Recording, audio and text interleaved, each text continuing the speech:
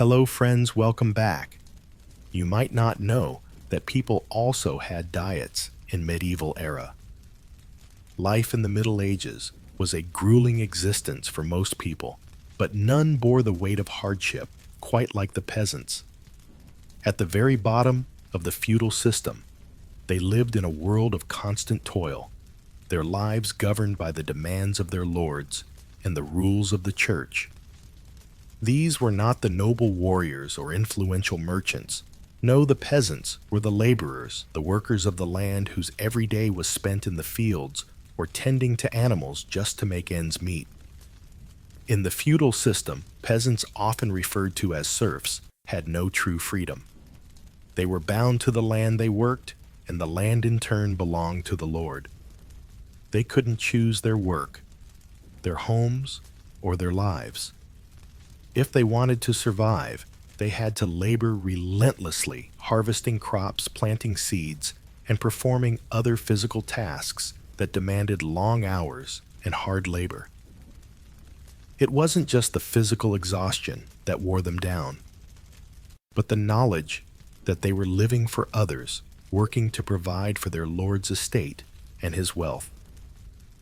Often, they would work their own small plots of land to grow food for their families, but even that was limited, with the rest of their time dedicated to cultivating the land owned by the lord. The peasants' lives were not their own.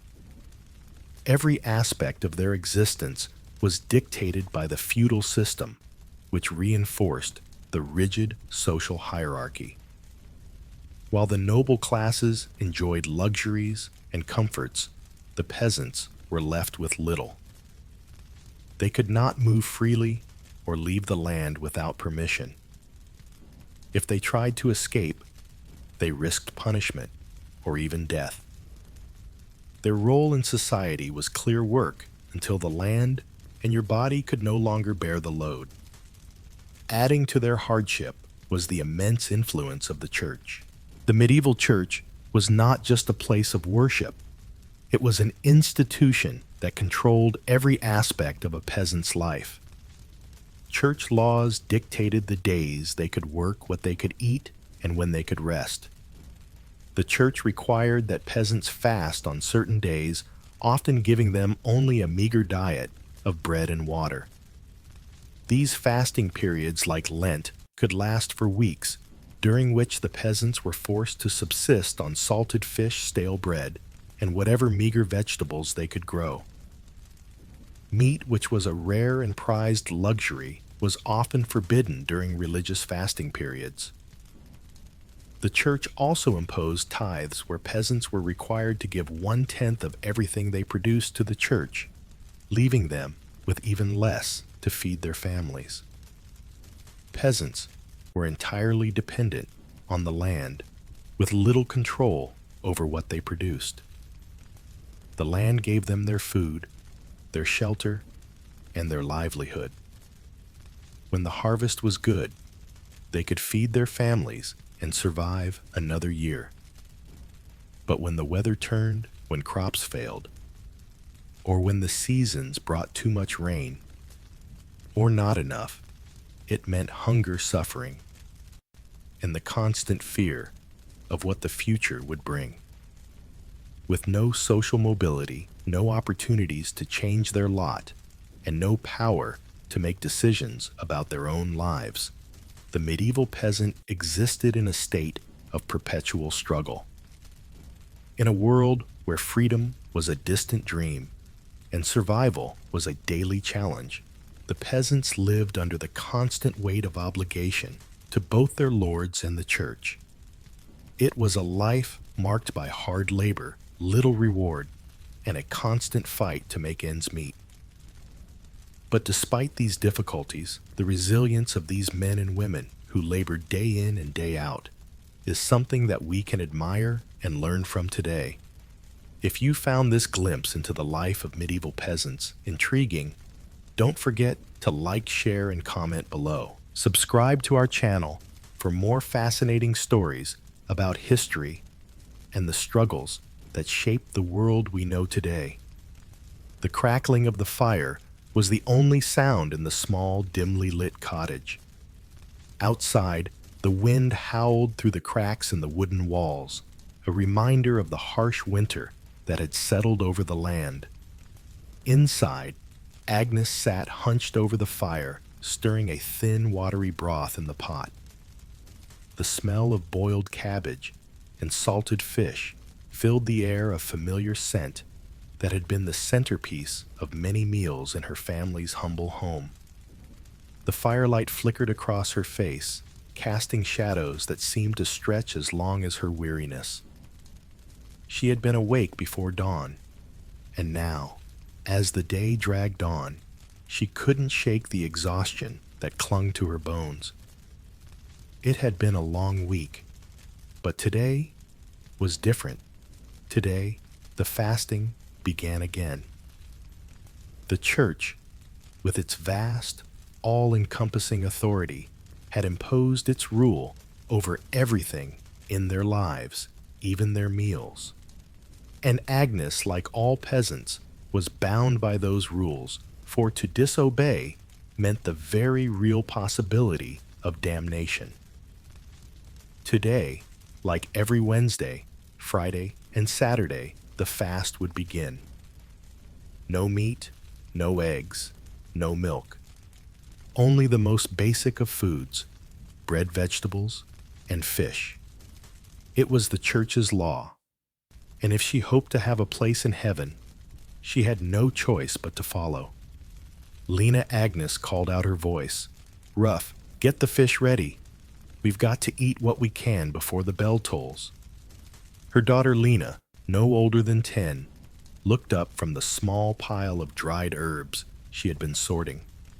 Her small face scrunched in confusion. "Why no meat today, Mother? Is it because the priests say we must fast?" Agnes sighed, her tired eyes glancing towards the simple wooden cross that hung above their hearth. "Yes, child. The priests say it is to purify us. We must suffer so that our souls might be saved." Lena frowned, her young mind grappling with the strange idea of suffering for the soul's salvation.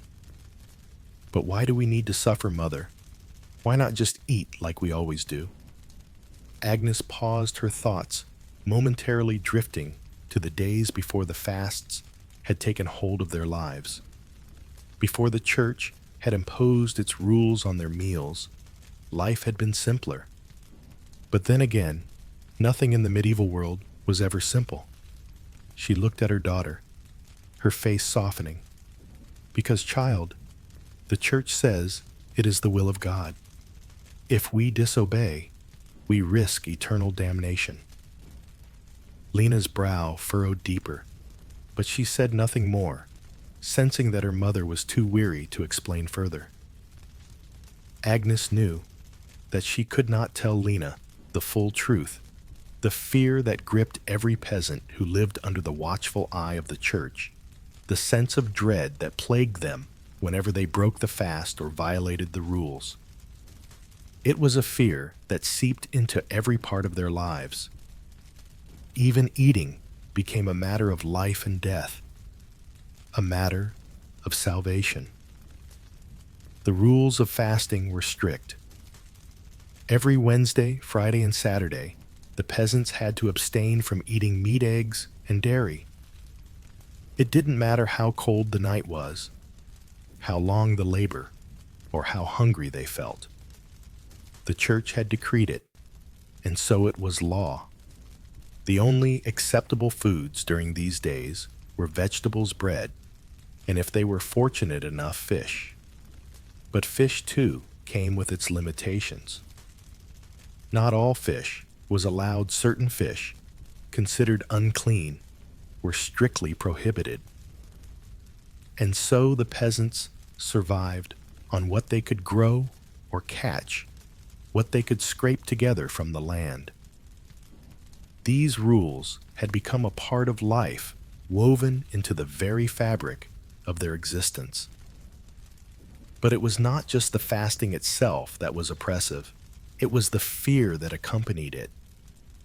a fear that the slightest transgression would result in punishment far worse than hunger, a fear that the very act of eating, of fulfilling a basic human need, could cost a soul its place in heaven.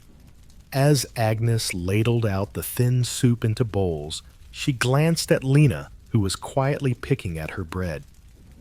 "We must eat what the church allows," Agnes murmured almost to herself. "But the truth is, it isn't just the food we must worry about, it's the sin." Lena looked up at her mother, confusion still clouding her face. "What sin?" Mother Agnes hesitated, the weight of the centuries of religious doctrine bearing down on her.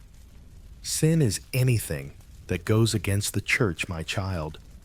Eating when we're not allowed, breaking the fast, even thinking ill thoughts. It's all a sin in the eyes of God." The young girl nodded slowly, but the worry in her mother's voice was not lost on her. Agnes turned her attention back to the fire, the crackling of the flames filling the silence. She had been raised under these laws, just as her mother had been before her. It was a way of life, a way of survival. And yet, in the quiet moments, Agnes couldn't help but wonder if all this suffering was truly for a higher purpose, or merely the will of those who had the power to dictate their lives. The period of Lent, when no meat was allowed for over 40 days, was the hardest for peasants. During this time, they subsisted on little more than bread, salted fish, and whatever vegetables could be scraped together. It was a time of great deprivation, and often the only food left to them was the most basic fare. In the face of hunger, the church's command to fast could feel like a heavy, unbearable weight. Agnes had seen the toll it took on families. The sick and the elderly especially struggled the most during Lent. Their bodies were weakened from the long fasts, and without proper nutrition, they grew frail, their bodies too tired to endure the brutal demands of daily labor. Yet despite the hardship, there was no question of defying the church's rules. To do so was to risk not only punishment here on earth, but the eternal punishment of hell. "What about the bread?" Lena asked, her small voice breaking Agnes from her thoughts. "Will we have enough?" Agnes smiled faintly, trying to ease her daughter's concern. "We will make do. We always do." But Agnes knew the truth. There was never enough. The bread was always rationed, and the fish, when they could get it, was never fresh. The church, in its infinite wisdom, had not seen fit to spare the peasants from their suffering, and so they continued to live day after day in fear and hunger, bound by the laws of fasting, convinced that their very souls depended on the scraps they could eat. And so, as the days passed, Agnes and her family, like so many others, survived on the most meager of meals. They followed the fasts, endured the hunger, and tried to hold on to the hope that somehow the sacrifices they made would lead them to a better life in the hereafter. As night fell, and the last of the fire's warmth began to fade, Agnes kissed her daughter's forehead. "Sleep now, child," she whispered. "Tomorrow will be another fast, another day to endure." Lena nodded, curling up in the corner, her small form exhausted by the day's work and the meager meal. Agnes looked down at the empty bowl in her hands, the cold remnants of their supper staring back at her. Tomorrow, the fast would begin again, and they would endure it just as they always had. The dawn light barely pierced the cold gray sky, casting long shadows over the small village. Inside the humble cottage, the warmth of the fire was a welcome comfort against the biting chill. Agnes, her hands rough and calloused from years of work, stood by the hearth flipping the small loaf of bread she had just baked. The smell of freshly baked bread filled the air thick with the promise of a simple meal, yet the sight of it left a bitter taste in her mouth. Bread, always bread. It was the cornerstone of their existence, the one constant in their daily struggle to survive. "Lena, fetch the cabbage," Agnes called out to her daughter, who was sitting by the fire, her small hands busy mending the woolen cloak that had seen better days. Lena nodded her face, weary, but determined, and rose to her feet. She grabbed the small basket from the corner and headed out to the garden behind their cottage. The garden was small, a patch of earth that barely provided enough to sustain the family, but it was all they had. The peasants didn't have the luxury of vast fields of crops. They made do with what little they could grow in the small plots of land allotted to them by the Lord. Yet every day was a fight against nature, a struggle to coax something edible from the soil. Bread, however, was a more certain comfort, though not always the kind that one would want. Agnes placed the loaf onto a wooden board, examining the crust dark and thick, just like the bread she had eaten as a child. She ran her fingers over it, feeling the weight of the grain, a reminder of the toil it took to produce something as simple as this. In the medieval world, bread was not just food, it was life. For peasants, it was everything. Made from barley oats and rye, it was the foundation of their diet, their staple food consumed in some form with nearly every meal. Brown bread, coarse and heavy, was a mark of the poor.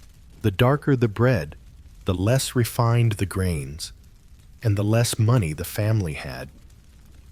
The wealthier classes, the lords and nobles, would have fine white bread made from wheat. It was a privilege, one that marked the divide between the haves and the have-nots. Agnes, though she longed for the soft white loaves of her dreams, knew that the coarse brown bread was all they could afford. It filled their bellies, but it did little for their spirits.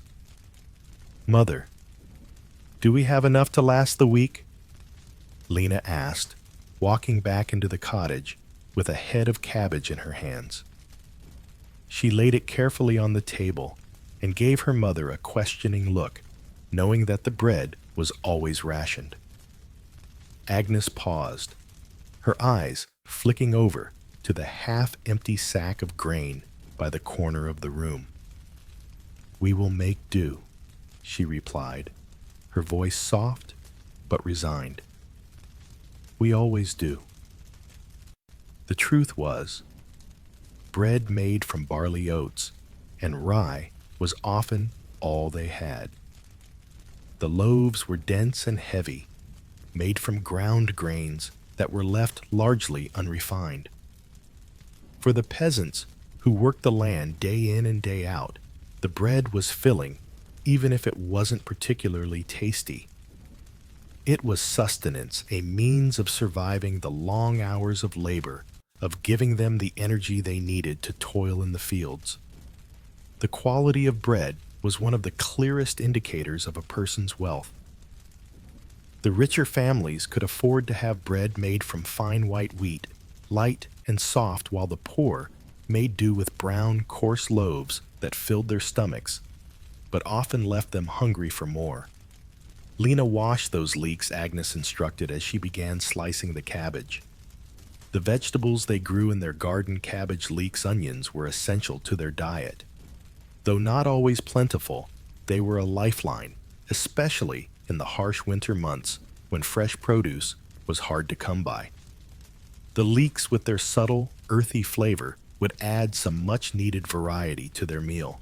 Though it was a poor man's meal, a soup of cabbage and leeks could provide enough to stave off hunger for a while. The peasant's diet was largely made up of vegetables, particularly root vegetables, like turnips, carrots, and parsnips. But cabbage was a constant, its hardy leaves able to withstand the winter chill. Onions were another staple, grown in the small garden plots just outside the cottage, adding a sharp, savory taste to the otherwise bland meals. There wasn't much choice when it came to food, but the humble cabbage, the leek, and the onion were dependable, hardy, and easy to grow even in the poorest of soils. The next day, as Agnes and Lena worked together to prepare the evening meal, they also gathered what wild food they could find. The forests surrounding their village were a treasure trove of wild edibles, though it was often dangerous to venture too far with wolves and bears still roaming the area. But foraging was necessary, and it was a skill that Agnes had learned from her mother, passed down through generations of peasants. Wild mushrooms, nuts, berries, these things could make the difference between hunger and something more filling. I found some hazelnuts by the stream, Lena said, setting down a small handful of nuts. And I spotted some wild mushrooms near the old oak tree. They're safe, aren't they? Agnes examined the mushrooms carefully, her brow furrowed in concentration. Those are good, child. We'll use them to add flavor to the soup. Foraging was an essential part of the peasant diet. They would gather wild fruits, berries, mushrooms, and nuts from the forests and fields, supplementing their meager meals with whatever nature provided. Berries were often preserved by drying or turning them into jams, while wild mushrooms could be used to add flavor to the otherwise bland and simple soups they ate. Wild honey, though a rare find, was a treasure for peasants. The sweet golden liquid could be used in cooking or eaten on bread to bring some small relief from the monotony of their diet. However, the fear of poisoning from foraged food was a constant concern. Agnes had taught Lena which mushrooms were safe to eat, which berries were edible, and which ones could kill you with a single bite. The land provided, but it also took poisonous plants, and dangerous animals lurked just beneath the surface, waiting for a moment of carelessness to strike. And yet the peasants had no choice but to take those risks, for the land was their only source of sustenance. They could not afford to be picky when it came to food. As the days passed, Agnes continued to prepare their meals with what they had: bred vegetables and whatever wild food they could gather. It wasn't much, but it was enough to keep them going, just enough to survive another day in the harsh, unforgiving world of the Middle Ages. She knew that, like her Lena, would grow up understanding the value of these simple, humble foods. The bread that filled their bellies, the leeks and cabbage that added a touch of flavor, and the wild mushrooms and berries that brought small moments of joy. In this world, where every meal was a struggle, they survived not just through hard work, but through the resources the land provided. And though the food was plain, it was life itself, sustaining them day by day in a world that gave them little more than the promise of another day's labor. The day was long, stretching as far as the horizon seemed to reach. The smell of smoke hung in the air as the wind blew gently through the straw thatch of the cottage roof. Inside, Agnes sat by the fire, her hands busy with the task of sewing a new patch onto Lena's worn tunic. The flickering light of the fire cast a soft glow on her face, its warmth a rare comfort in the cold stone room. She glanced over at the hearth, where a pot of stew was slowly simmering, its contents thick and fragrant, but lacking one essential ingredient: meat. For peasants like Agnes, meat was a luxury. It was something that only came on special occasions, if at all. The idea of eating beef, the kind of meat that was consumed with abandon by the wealthy, was as distant as a dream. Agnes had known this truth her whole life. Meat was for the lords. Meat was for those who could afford to feast while others starved. For peasants, even the thought of indulging in a hunk of beef was an impossibility. The cattle that were kept in the village were not raised for consumption. They were valuable for the milk they provided, and when their time came, for their skins and bones. But eating them was another matter entirely. Mother Lena asked from across the room, her voice soft and curious, "Why don't we eat beef like the Lord's family? They have at every feast." Agnes paused, her hands stilling for a moment as she considered her daughter's question. How could she explain the hard reality of their world to her young child? She thought for a moment, gathering the words in her mind before speaking. Meat especially, beef, is a food for the rich child. The lords own the cattle, and they use them for their feasts. They are not for us. We have to make do with what we can find, what we can afford. And beef? Well, it's rare. Too rare. Lena nodded slowly, accepting her mother's answer. She had been told this before, but the longing for something beyond the bread and vegetables they ate every day still gnawed at her. The truth was that in the world of peasants, meat was an unattainable luxury.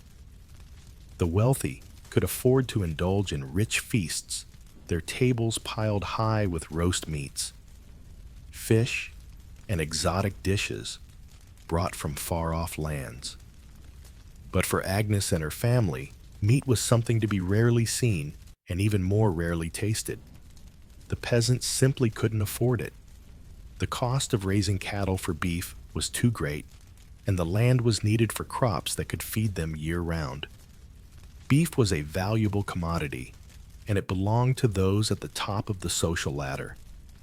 The wealthy lords and their families dined on the best cuts of meat, while the peasants made do with scraps when they could get them at all.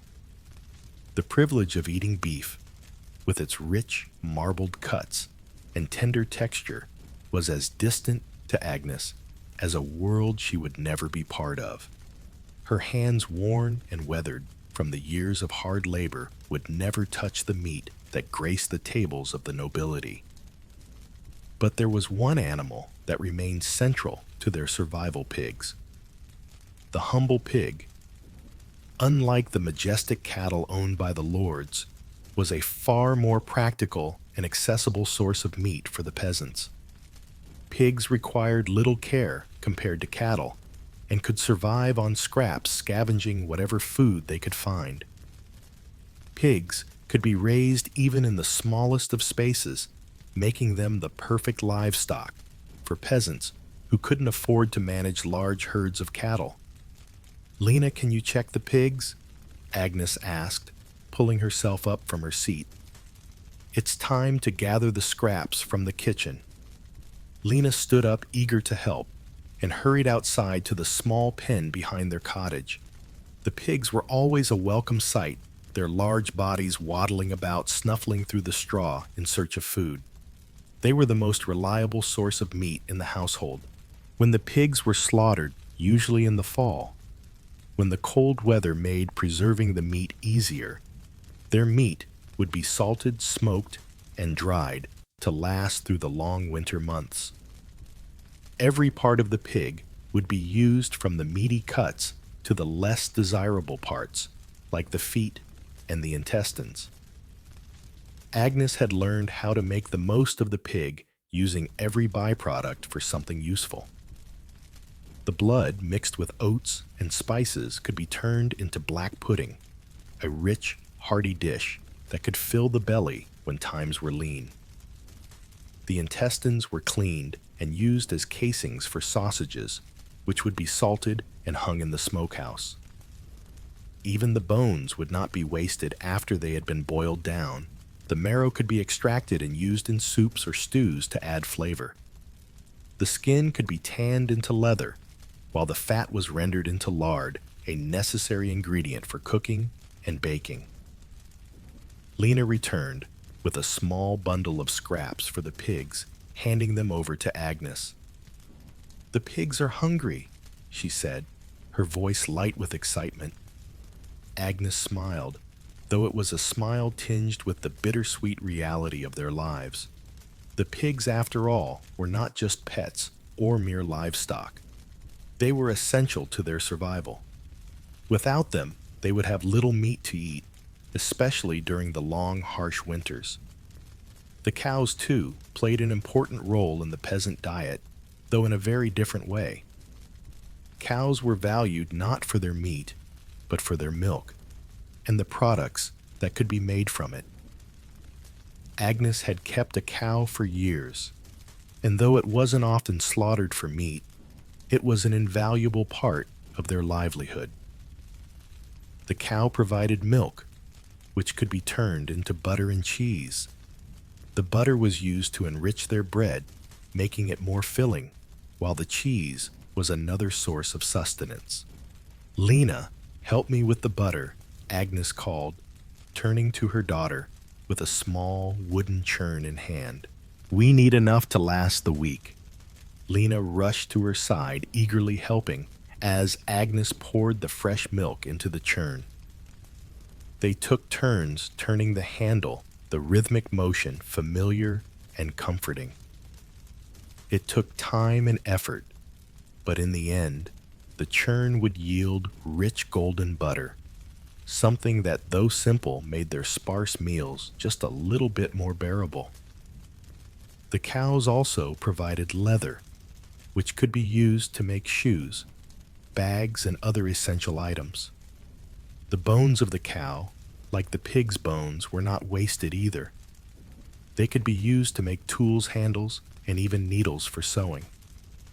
In a world where nothing was wasted, the cow was as valuable for its byproducts as it was for its milk. Yet for all the utility the cows provided, meat was still a rare commodity. The peasants could not afford to slaughter their cattle unless absolutely necessary, and so beef remained out of reach. Instead, the meat they did eat was largely pork, supplemented by fish and the occasional wild game they could hunt. But even hunting came with its own dangers. The land belonged to the nobles, and poaching was a serious crime punishable by death. Only the bravest peasants risked hunting deer or rabbits, and even then, they were often caught and punished. In the end, the life of a medieval peasant was a life of deprivation, where even something as basic as meat was a luxury. Pigs were the mainstay of their diet, and cows provided milk, butter, and leather. But meat, true hearty meat, was something that belonged to the rich. The peasants could only dream of the feasts they heard about in the castles, where the tables groaned under the weight of roasted meats, and they could only make do with what they had. It was a life of hard work, resourcefulness, and constant struggle, but it was also a life that depended on the simplest of foods, the humble pig, the dairy cow, and the rare bounty of the land. And so as the evening drew in, and Agnes served their meager meal of salted pork and cabbage, she couldn't help but feel a quiet gratitude. It wasn't much, but it was enough. The pigs, the cows, the wild food, they were the lifeblood of the peasant world. And though their lives were far from easy, they had managed to survive together. The cold winds of winter howled outside the cottage, rattling the shutters and sending a chill through the small, humble home. Agnes stood by the hearth, her eyes half lidded as she stirred the simmering pot of stew.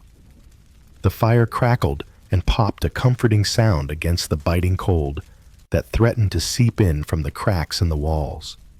She looked up, watching her daughter Lena carefully carry a bundle of salted pork, the rich, briny smell filling the air as the winter night settled in.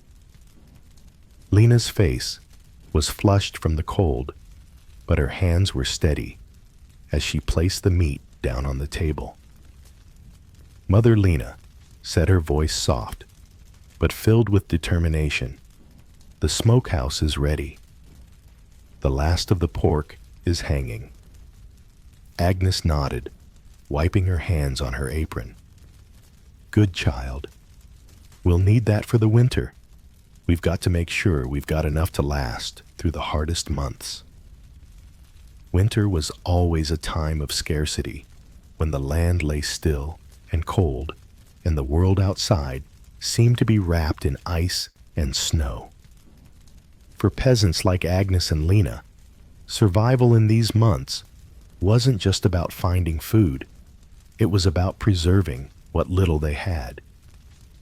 The harvests of autumn had to be carefully stored and preserved for the next few months would offer little in the way of fresh produce. The meat they had gathered over the fall, the fish they had caught, and the grains they had harvested, they would all need to be preserved, or they would be lost to the cold. Agnes's thoughts turned to the old methods of preservation, the age-old techniques that had been passed down through generations of peasants, tried and tested over the centuries. They were the only way to ensure they could make it through the winter when fresh food was scarce and the risk of hunger was ever present. First, there was smoking. Agnes had learned the art of smoking meat from her own mother, and she had passed the knowledge down to Lena. It wasn't easy, but it was necessary. The smokehouse stood behind their cottage, a small wooden structure filled with the smell of hickory and oak. Inside, pieces of salted pork beef and the occasional rabbit hung from the rafters, their meaty flesh slowly drying in the cold, smoky air. The process took time, sometimes weeks, but it was a method that had served their ancestors well. "Lena, bring the last of the salted hams. We'll hang them up in the smokehouse tonight," Agnes instructed, her voice low and calm, accustomed to the routine of preparation. Lena nodded and disappeared outside, returning moments later with the last of the salted meat. Agnes watched her daughter carefully hang the hams one by one in the cool, smoky air. The smell of cured meat filled the space, a familiar and reassuring scent. The salt, too, was an essential part of the preservation process. Without it, the meat would spoil within days, but with the salt, it could last for months. "I'll check on them in a few days," Agnes said, as Lena tied the final piece of twine. "The smoke will keep the pests away, but we'll need to make sure the meat stays dry. Dampness can ruin everything." Lena nodded, her fingers brushing the coarse twine that secured the hams in place. "We'll do our best, Mother." Next to the meat, there was another crucial preservation method: drying and salting fish. The nearby river had provided them with enough fish to see them through the winter, but it was only by preserving the catch that they could survive the long, cold months ahead. Cod and herring were the most common types of fish they caught, and both could be dried, salted, and stored for months without spoiling. "We need to bring the fish inside before the frost comes," Agnes said, peering out the window. The sky had turned a dark shade of gray, signaling the onset of winter. "Make sure you clean them thoroughly before we salt them." Lena's hands moved deftly as she cleaned the fish, the cold air making her fingers stiff but determined. She had learned how to clean and gut the fish from a young age, and she was quick, knowing that time was precious. I'll hang them by the fire, Mother. They'll dry faster that way. Agnes nodded in approval.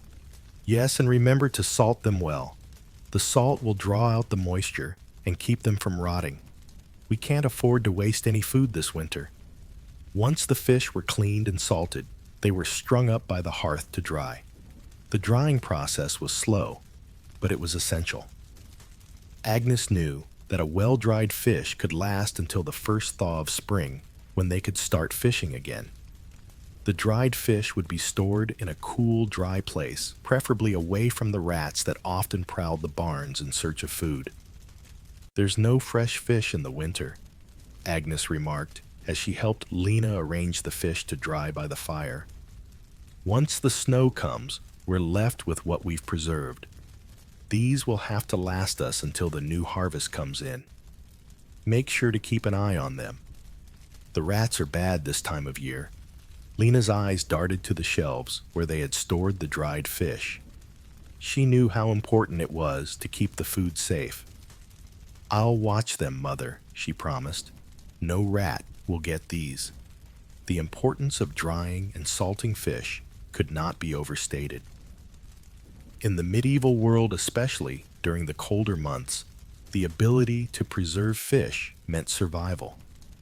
Without these methods, peasants would have to rely on what little fresh meat they could scavenge or barter for something that was not guaranteed. Salted and dried fish became a mainstay of the peasant diet, often consumed with bread and vegetables. For those living near the coast or rivers, fish was an important part of their diet, especially for families like Agnes's, who had little access to fresh meat.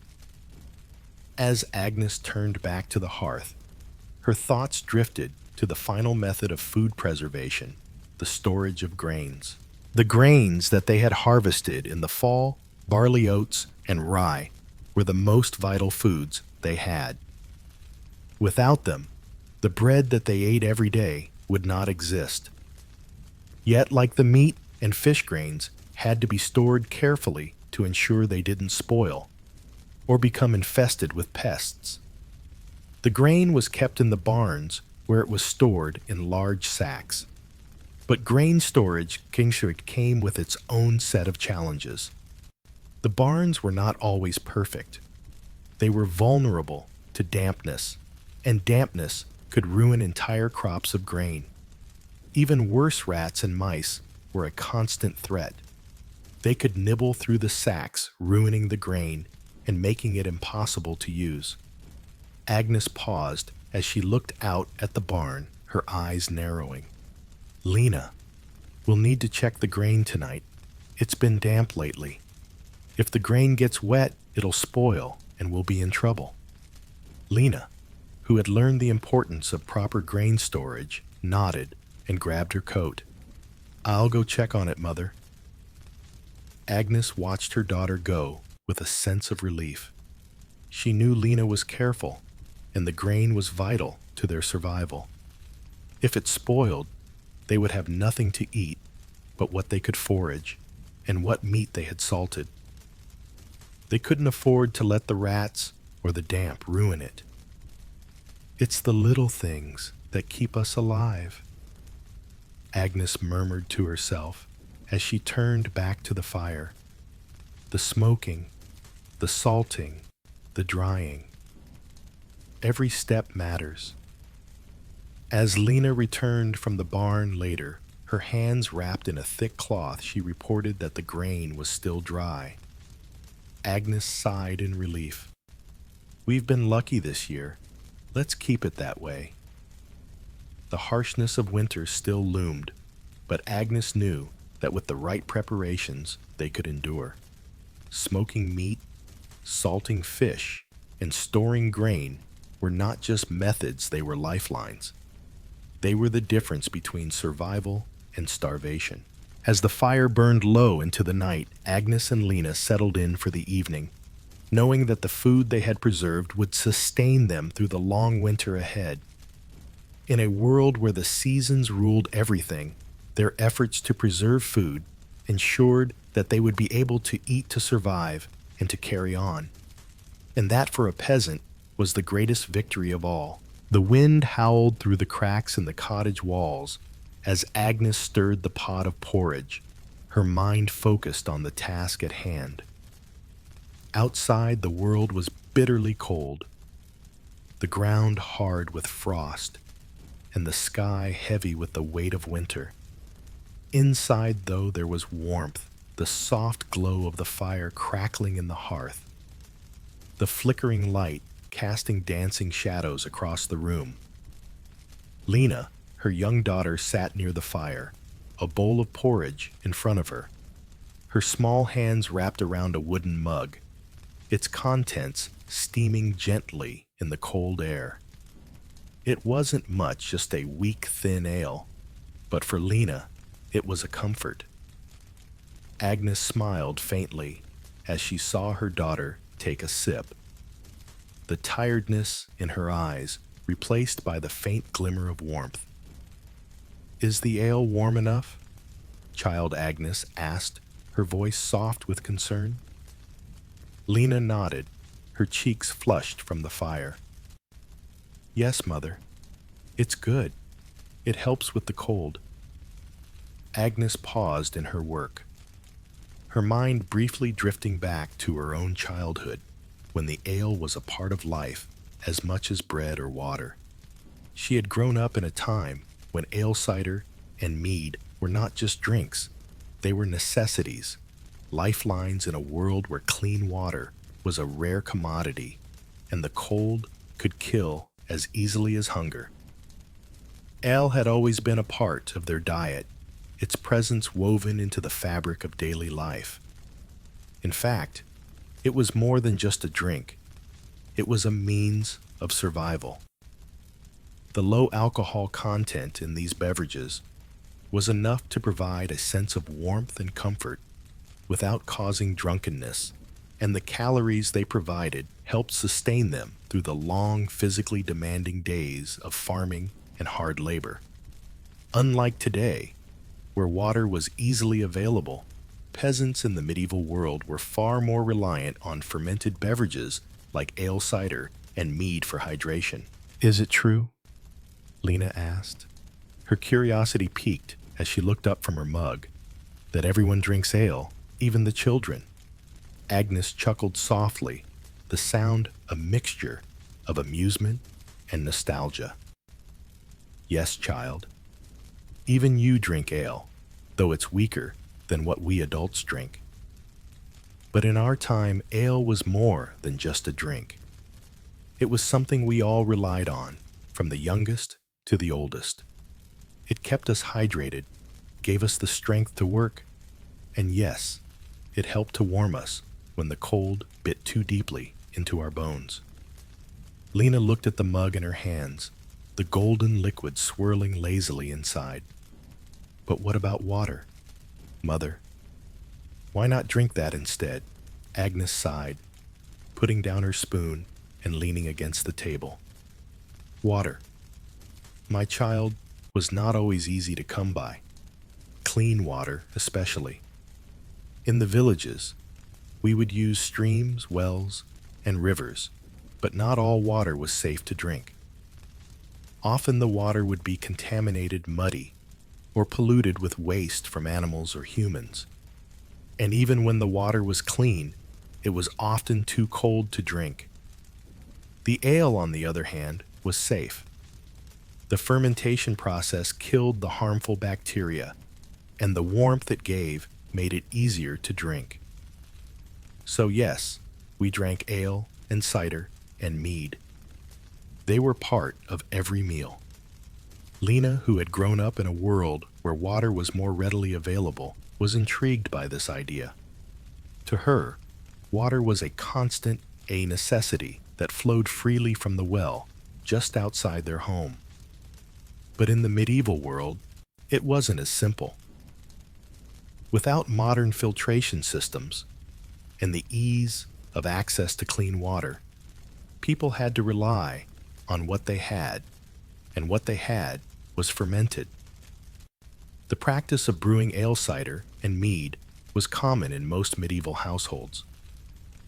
The ingredients were simple barley for ale apples, for cider, and honey for mead, but the process of brewing these drinks was an art passed down through generations. Women like Agnes would spend hours preparing the grains, fermenting the fruit, or collecting honey from beehives, turning these basic ingredients into beverages that could nourish the family through harsh winters and help them endure long, tiring days. Do you remember the mead from the harvest feast last year? Agnes asked, her voice growing wistful. That mead was special. We only make it when the honey is plentiful and the bees have been kind to us. Lena smiled at the memory. Yes, I remember. It was sweet and warm, and everyone laughed and sang by the fire. Mead. Agnes continued, her voice growing soft, was a drink for the special occasions. A bit stronger than ale, but it gave the drinker a sense of peace, a sense of warmth. It made everything feel easier. Mead made from fermented honey was considered a delicacy. It was often reserved for celebrations and feasts where it would flow freely among the guests, providing warmth and a sense of camaraderie. Though the peasants did not have the luxury of feasts, often mead still held a special place in their hearts, and whenever it was available, it was cherished. But there was another reason why these fermented beverages were so important. They lifted the spirits. Hard work, grueling labor, and endless struggle made life difficult, but ale cider and mead provided a sense of comfort, even if just for a moment. When the day's work was done and the fields had been tended, the barn had been repaired, or the animals had been fed, it was the warmth of these drinks that helped ease the tension, calm the bodies aching from labor, and brought a small sense of joy into the long, cold nights. Lena, who had grown accustomed to the daily routine of hard work, could feel the warmth of the drink inside her. She looked up at her mother with a thoughtful expression. It's strange, isn't it? That something so simple can make everything seem better. Agnes nodded slowly, her eyes softening as she gazed at her daughter. Yes, child. Sometimes it's the simplest things that make life bearable. A warm drink, a full belly, a fire on a cold night. Those little things help us get through the hardest days. The ale, cider, and mead were not just about the alcohol.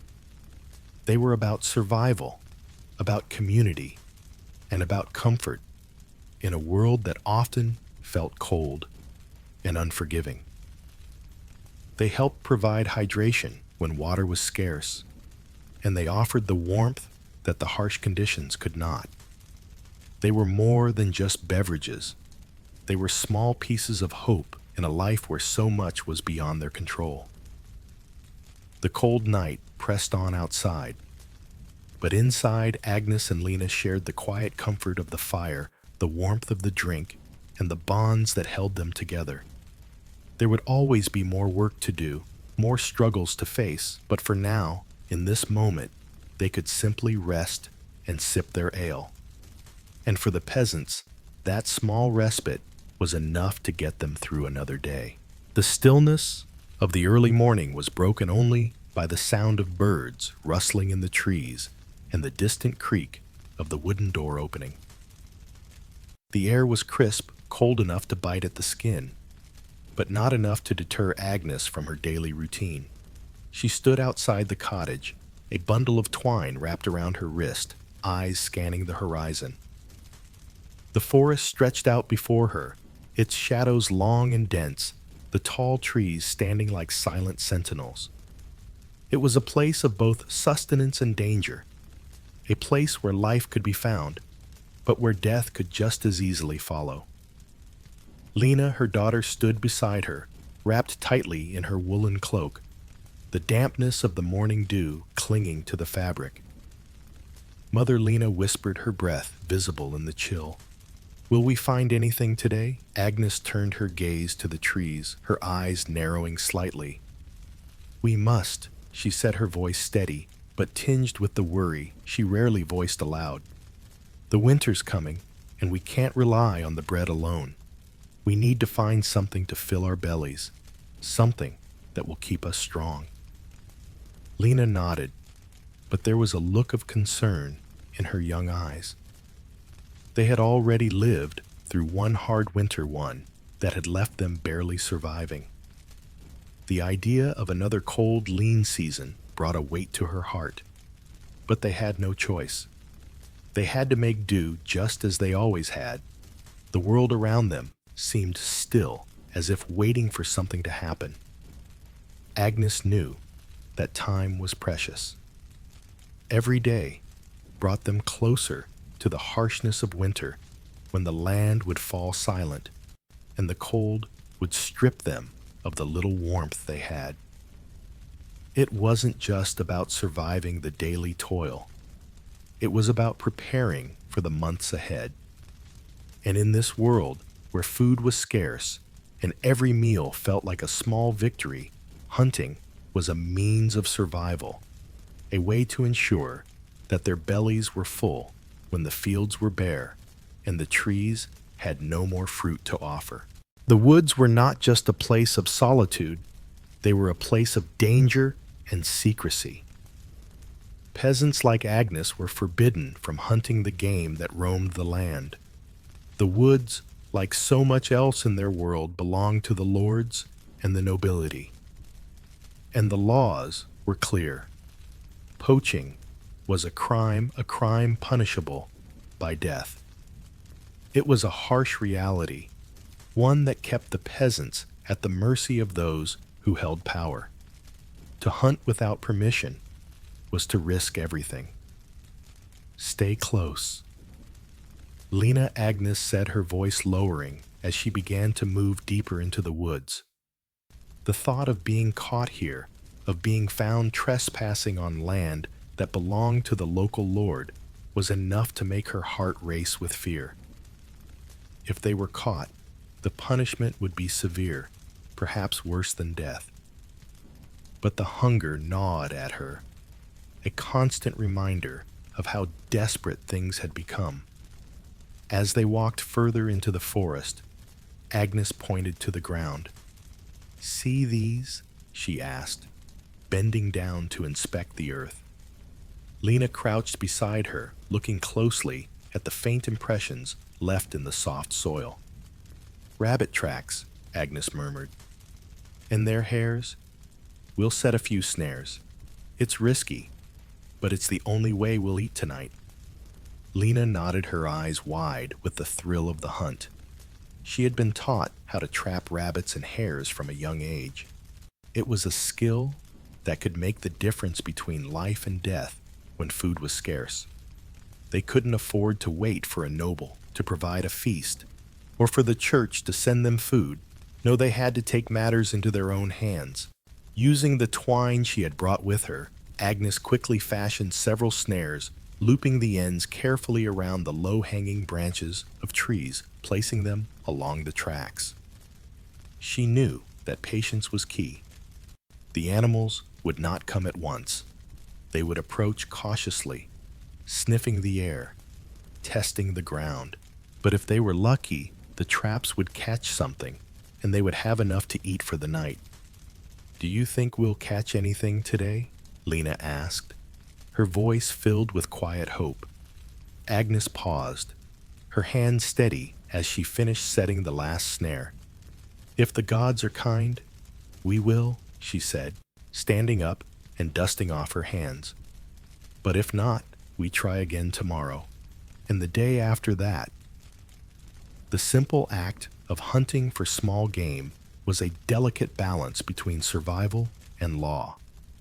The peasants could not openly hunt the larger, more prized animals, the deer, the boar, or the wild birds that roamed the Lord's forests. These animals were off limits, and to kill one without permission was considered poaching. Poaching in the eyes of the nobility was not just a theft of food, It was an attack on their property, a crime that carried with it severe consequences. Agnes had seen men hanged for poaching their bodies, left to hang in the village square as a warning to others. The lords, who had the right to hunt on their lands, considered it a mark of their power and prestige. To take game from them was to challenge their authority, and in this world, such a challenge was not tolerated. But for the peasants, the need to feed their families outweighed the threat of punishment. The laws, though harsh, didn't change the reality of hunger. And so, like so many others, Agnes and Lena hunted the smaller game rabbits, hares, birds that roamed freely through the woods. These animals were fair game in the eyes of the peasants, and while they were not as plentiful or as valuable as the larger game, they were enough to keep them alive. "Mother, how do the lords hunt?" Lena asked, her curiosity piqued as they made their way back to the cottage. Agnes thought for a moment before answering. "The lords have their own ways. They have dogs trained to chase the game for them, and servants who set the traps. They can afford to hunt for sport. It is their entertainment, their way of proving their power." Lena's eyes widened. "They hunt for fun." "Yes," Agnes replied, her voice heavy with the bitterness she rarely allowed herself to feel. "For fun. They have enough food to last them through the winter and more. But for us," she paused, her eyes narrowing as she looked at her daughter, "for us hunting is survival. It's not about sport. It's about feeding our bellies." The difference between the peasants and the nobility couldn't have been clearer. For the lords, hunting was an opportunity to flaunt their wealth and power, a display of their dominance over the land and the people. They hunted with dogs and expensive weapons, surrounded by servants and knights, creating an atmosphere of spectacle and luxury. The animals they hunted were often rare, their hides and meat prized by the wealthy. They had no concern for survival. They hunted for pleasure. But for the peasants, hunting was not a leisure activity. It was a necessity. It was a way to supplement their diet, to fill their empty stomachs when the bread and vegetables weren't enough. They didn't have dogs or servants to help them hunt. They had to rely on their own knowledge of the land and their skill with snares and traps. They were constantly in danger of being caught and punished, but it didn't matter. Hunting was the only way to survive. As they returned to the cottage, the weight of their day's work settled over them. The snares had not yielded any rabbits, but Agnes remained hopeful. Tomorrow, perhaps, would be different. Tomorrow, they would try again. And so, life for the peasants continued, marked by the constant struggle to survive, by the quiet defiance of laws that sought to keep them hungry, and by the delicate balance of hunting and foraging in a world where the boundaries between survival and crime were thin and easily crossed. For Agnes and Lena, the forest was both a place of bounty and of danger, a world where food could be found, but only if they dared to risk everything. And in this world, where every meal was hard-won, the difference between the rich and the poor was clear. The lords hunted for sport, while the peasants hunted for survival.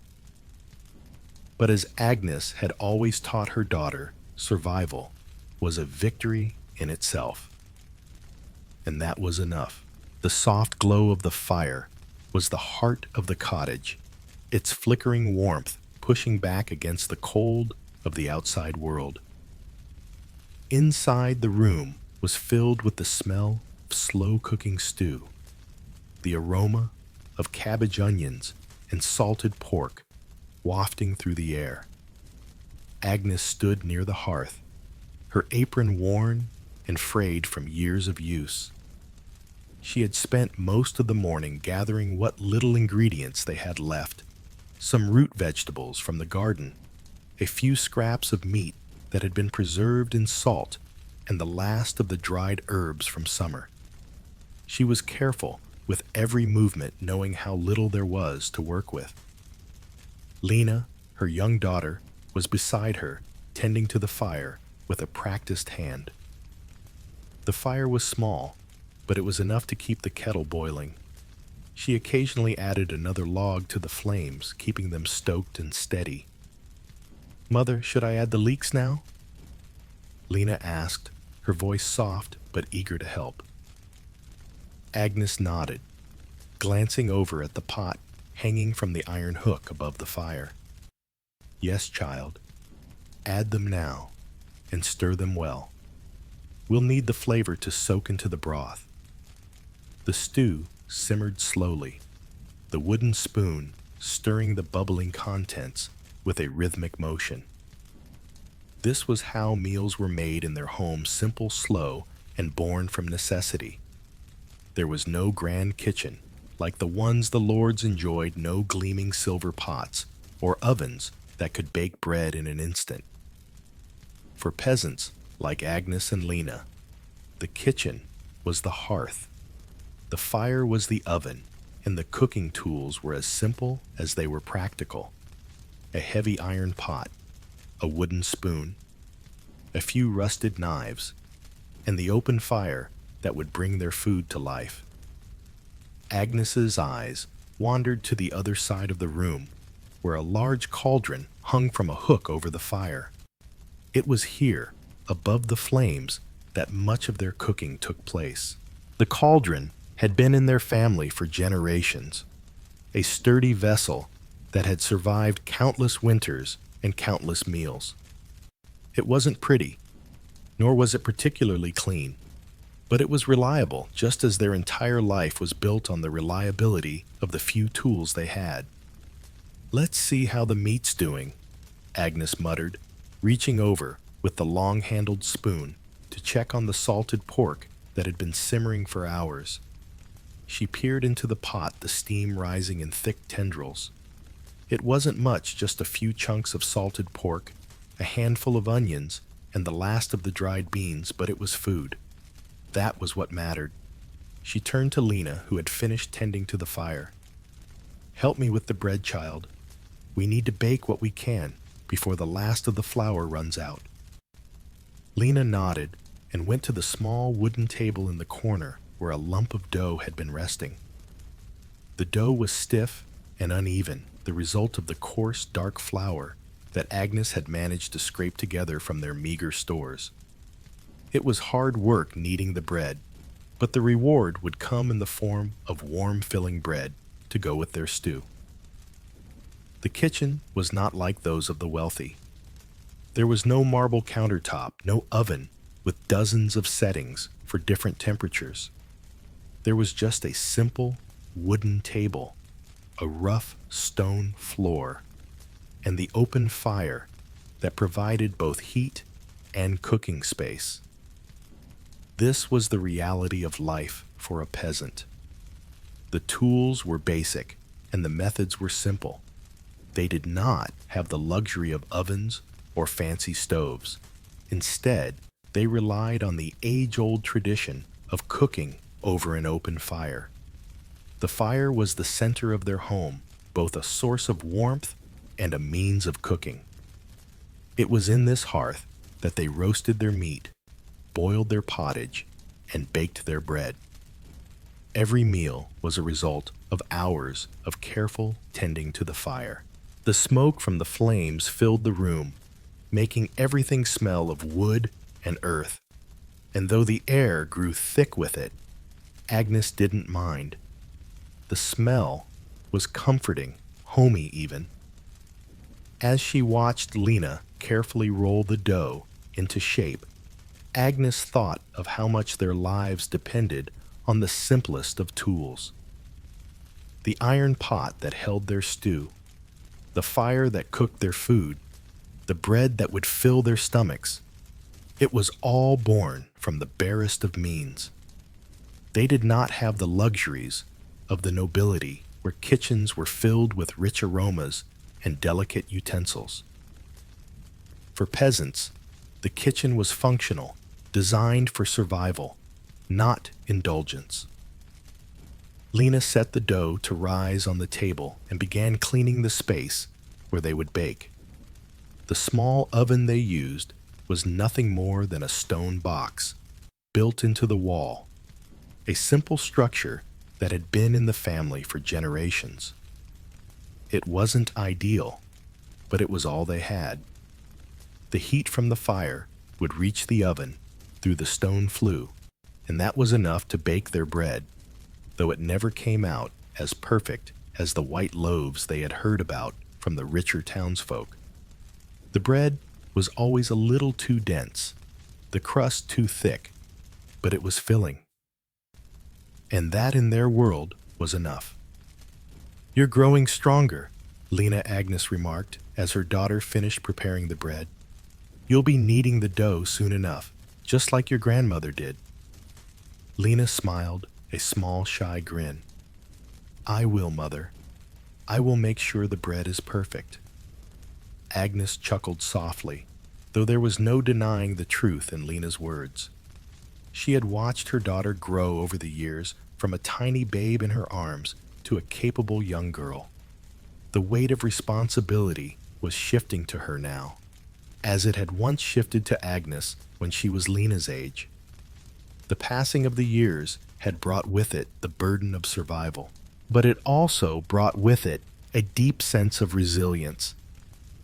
The kind of resilience that only comes from knowing that every meal, every loaf of bread, was the product of hard work, perseverance, and the simple tools of the trade.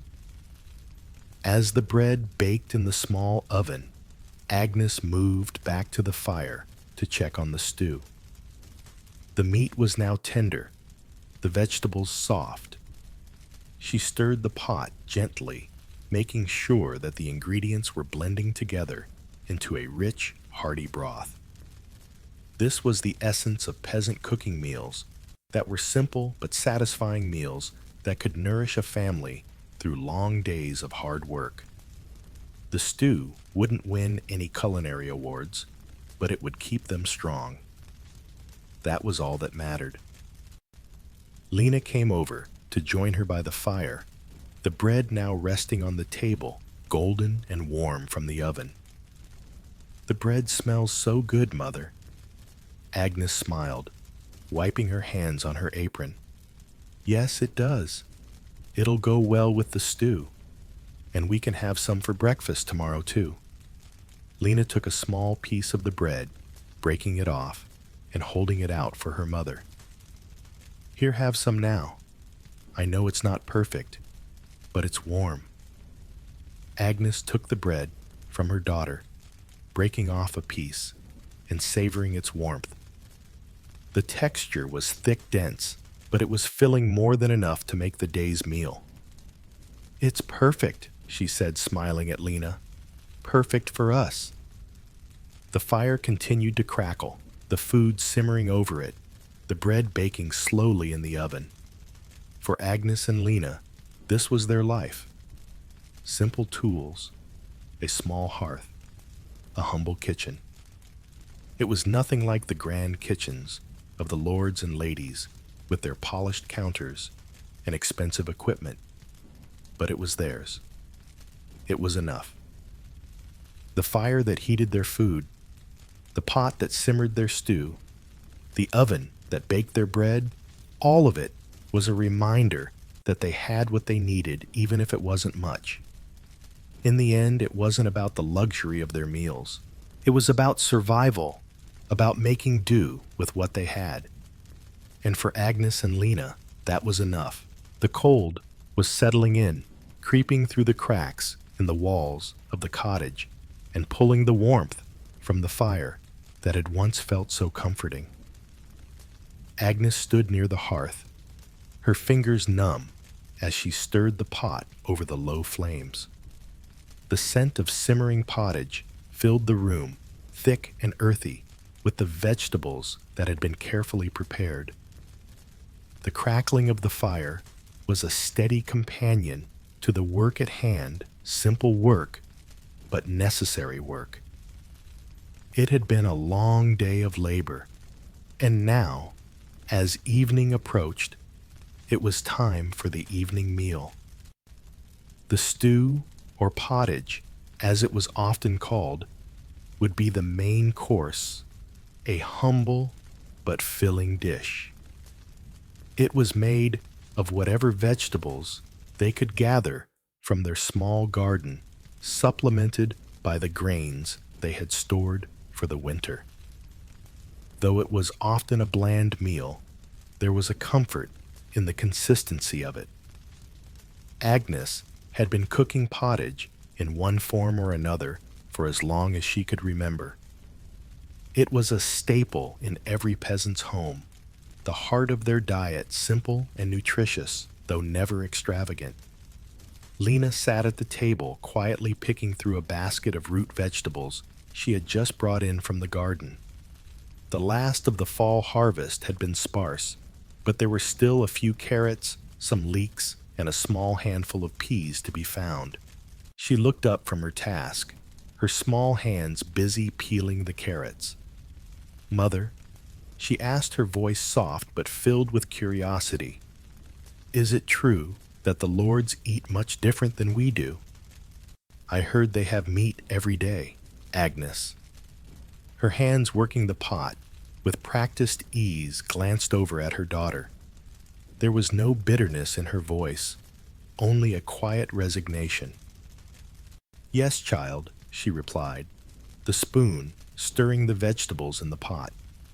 "They eat meat often, and much else besides.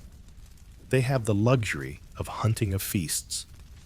But we make do with what we have." Lena, still peeling the carrots, looked down at the vegetables in her hands, her brow furrowing slightly. "But why do we eat pottage so often? It's always the same. Bread and stew and more bread." Agnes paused, placing the spoon down for a moment, her eyes softening as she looked at Lena. "Because, child, it's all we have. We grow what we can in the garden, and when that's not enough, we rely on what we've preserved. The pottage is simple, but it fills the belly. It gives us the strength to go on another day." Lena nodded, though her eyes lingered on the pile of vegetables in front of her. She longed for something different, something more exciting than the same dull stew. But she knew that in their world, change was rare. The food was always the same, and though they were often hungry, it was the food that kept them alive. Agnes resumed stirring the pot, her mind wandering back to the days when she was Lena's age. She had been taught to make pottage by her own mother, just as Lena would one day teach her children. It was a simple meal, but it was nourishing. And in a world where food could never be taken for granted, that was all that mattered. Pottage, in its many forms, was the foundation of the medieval peasant diet. It was a stew, a thick soup, made from whatever vegetables, grains, and herbs were available. In the summer, when the garden was full of fresh produce, the pottage would be filled with a variety of greens, leeks, carrots, onions, and peas. But in the winter, when fresh vegetables were scarce, the stew became little more than a collection of preserved root vegetables, dried beans, and any grains that could be spared. It was never exciting, never glamorous, but it was always enough. The vegetables that made their way into the pottage were simple and sturdy. Cabbage, leeks, onions, peas, these were the staples of any peasant kitchen. They were easy to grow resilient in the face of harsh weather and could be preserved for the lean months of winter. Cabbage especially was a lifeline. It could be harvested in the fall, stored through the cold months, and used in nearly every meal. It was cheap filling and packed with nutrients. For the peasants, it was more than just food, it was survival. Lena, after finishing with the carrots, added them to the pot. "Can we have some bread with the stew tonight, Mother?" she asked, her voice hopeful. Agnes smiled, though there was a trace of sadness in her eyes. "Yes, we have a little left, just enough to go with the pottage." The bread was always a prized part of the meal, though it was rarely as soft or as light as the loaves that might grace the tables of the rich. Peasant bread was dense, made from rye or barley flour, dark and hearty. It was a far cry from the delicate, white loaves of wheat bread that the nobility consumed, but it was filling. The peasants had little choice when it came to their bread. What they made from the grain was what they ate. The bread was never wasted. Any leftover crusts were saved to be eaten the next day or used to soak up the leftover broth from the pottage. As the stew simmered, the room began to fill with the rich scent of vegetables and the faint lingering aroma of the smoked pork that had been added to the pot. It was the only meat they had left for the week, salted and smoked, hanging in the cold room by the fire. The meat, though sparse, added a touch of flavor to the otherwise bland dish. Agnes added a pinch of salt and a few sprigs of rosemary she had dried in the summer, the fragrance of the herbs mingling with the earthy smell of the pottage. Outside, the snow began to fall softly, covering the world in a blanket of white. Inside, the warmth of the fire and the smell of food brought comfort to the small cottage. Agnes looked over at Lena, who had returned to her seat by the fire, her small hands resting on her knees. She was a good child, always ready to help, always grateful for the small meals they had. Agnes knew that one day Lena would carry on this tradition, just as she had learned from her own mother. "The winter will be hard," Agnes said softly, her voice low but steady. "But we have the pottage to keep us strong, and we have each other." Lena nodded, her face serious. She understood the weight of her mother's words, though she wished it could be different. She wished for something more than the dull, repetitive meals that made up their lives. But deep down, she knew that her mother was right. They would make do. They always did. As the evening wore on and the pottage began to thicken, Agnes set the table, placing the rough wooden bowls in front of them.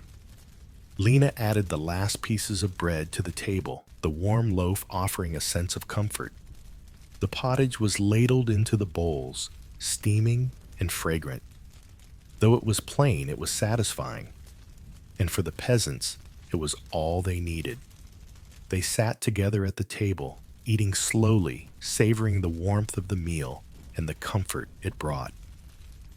The room was quiet, except for the crackling fire and the soft sounds of eating. They didn't talk much during meals. There was little need for words. The food, the simple, humble food, was enough to fill their stomachs and their hearts. In a world where so much was out of their control, the meal was one thing they could count on. As Lena took another bite of bread, she looked up at her mother. "We'll have enough, won't we, Mother?" Agnes smiled, her heart full of love and quiet pride. "Yes, child, we always do." And as the night stretched on, with the fire burning low and the world outside growing colder, they knew that for one more day they had survived, and that in their world was enough. The village of Deveron was no different from any other in the countryside of medieval England. Small, humble, and ever at the mercy of the seasons. The thatched roofs of the cottages sat nestled in the shadow of the looming stone castle, which was the seat of the local lord. This was where Agnes and her family lived, in a small home on the edge of the village, where the land was just enough to keep them alive. The world outside their cottage was unforgiving cold winters, hard summers, and the constant threat of famine. The only respite from the harshness of rural life came on market days, when the small town square transformed into a bustling hub of activity. Farmers, craftsmen, and traders gathered in the open air, setting up their stalls beneath the swaying branches of the nearby oaks. Here, in the midst of the market life, seemed to breathe a little easier, even if just for a short while. The market was a lifeline, a place where the poor could barter, buy and sell what little they had, and a place where food, however sparse, could be found. But it was also a reminder of the world beyond the village, of the sharp divides between the rich and the poor, the lords and the peasants. Agnes had made the journey to the market with Lena, her daughter, early in the morning before the sun had fully risen. They walked side by side through the winding streets, their breath misting in the crisp morning air. Agnes, though weary from the long days of farm work, always made an effort to bring something to trade. It wasn't much, perhaps a bundle of herbs, some fresh eggs, or a loaf of coarse bread, but it was enough to buy a few items from the market. Still, the options were limited, and every penny spent was carefully accounted for. Mother Lena whispered, tugging at her sleeve, "Do you think we'll find anything good today?" Agnes glanced down at her daughter, a slight frown tugging at her lips. "We'll see, child. There's never much for us, but we'll manage. We always do." The market was already alive with noise when they arrived, people haggling, shouting, and negotiating over goods. The air was thick with the smell of bread meat and fish, but the scent didn't reach the nose of a peasant like Agnes in the same way it did the lords who walked through the market square. To the poor, the food was tantalizing, but out of reach. They could buy what they could afford: small cuts of meat, leftover vegetables, maybe a few dried fish. But the more luxurious items, such as fine cuts of beef or exotic fruits, were reserved for those with wealth. The street vendors hawked their wares with practiced enthusiasm. Fresh herbs from the southern gardens, sweet apples from the orchards of Lord Remington's estate, one man called out. A woman beside him sold boiled eggs wrapped in leaves, her voice cutting through the noise. But even though the market was bustling, Agnes knew the choices were limited. The poor could buy the remnants of what had been harvested: the bruised apples, the tough cuts of meat, the old bread. But the true bounty of the land was out of reach.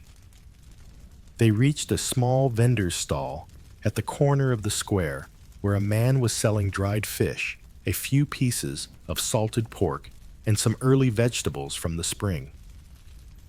Agnes hesitated for a moment before stepping forward, the weight of her purse heavy in her hand.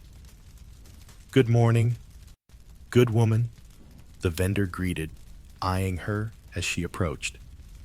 "Looking for something fresh to fill your pot?" Agnes nodded, her gaze scanning the small assortment of goods. "How much for the fish?" she asked, her voice careful. "2 pennies for the dried herring," the vendor said, pointing to the pile of small salted fish that glistened in the morning light. Agnes did a quick calculation in her head. The price was steep, but it was the only option available. The fish would add much-needed protein to their diet, and they could use it to stretch the meager pottage she had prepared at home. She hesitated, then handed over the coins, grateful to have enough to make the purchase. Lena took the small bundle of fish and tucked it into her basket with the rest of their meager supplies. As they moved on through the market, Agnes couldn't help but notice the stark contrast between the food available to the poor and the luxuries the wealthy indulged in. The stalls that lined the other side of the square were filled with rich, plump cuts of meat, beef, venison, boar, exotic fruits like figs and oranges, and loaves of fine bread. The sight of the expensive food made Agnes's stomach turn with longing. "I wish we could afford to buy some of that," Lena said quietly, her voice tinged with wonder as she looked at a display of rich golden brown pies filled with game meat. "Why do they get so much?" Mother Agnes placed a gentle hand on her daughter's shoulder, her voice low but firm. "Because they have the wealth to buy it, child. The rich can have whatever they please, but we must be grateful for what we have. It may not be much, but it's enough to survive." Lena nodded, but couldn't quite hide the look of longing in her eyes. She had seen the nobility at the feasts, sitting at long tables with platters of food overflowing. She had heard the stories of the luxurious meals they ate, the fine wines they drank. It seemed like a world so far removed from the reality they lived in, where bread was a treat and meat was a rare indulgence. The vendor selling the expensive pies noticed the look on Lena's face and smiled kindly. "Would you like a taste of the best pie in the land, little one?" he asked, his voice warm and inviting. But Agnes quickly shook her head, pulling her daughter away. "Not today," Agnes said quietly, her eyes scanning the bustling market. "Perhaps another time." But that other time never seemed to come. The prices were always too high, and the food too rich for them to afford. The idea of purchasing such lavish meals was simply out of reach. Agnes knew they would never live that way, never dine on fine meats and sweet fruits. They were peasants, and the food they ate was simple and often scarce. As the day wore on and the market began to thin, Agnes couldn't shake the sense of frustration that lingered in her chest. It wasn't just the food. It was the sense of helplessness, of being stuck in a world where the rich could feast and the poor could barely scrape by. And then came the harsh reminder of the seasons, the weather. The harvest had been meager this year, as it had been for the past few. The crops had suffered from the late frost, and the grains were in short supply. The meager offerings from the market were all that was left. The price of food had skyrocketed, and those who could not afford it were left with less and less. The streets were filled with the hungry, the desperate, those who had no way of providing for themselves. Mother Lena said, her voice soft with concern, "What if we can't grow enough next year? What will we do?"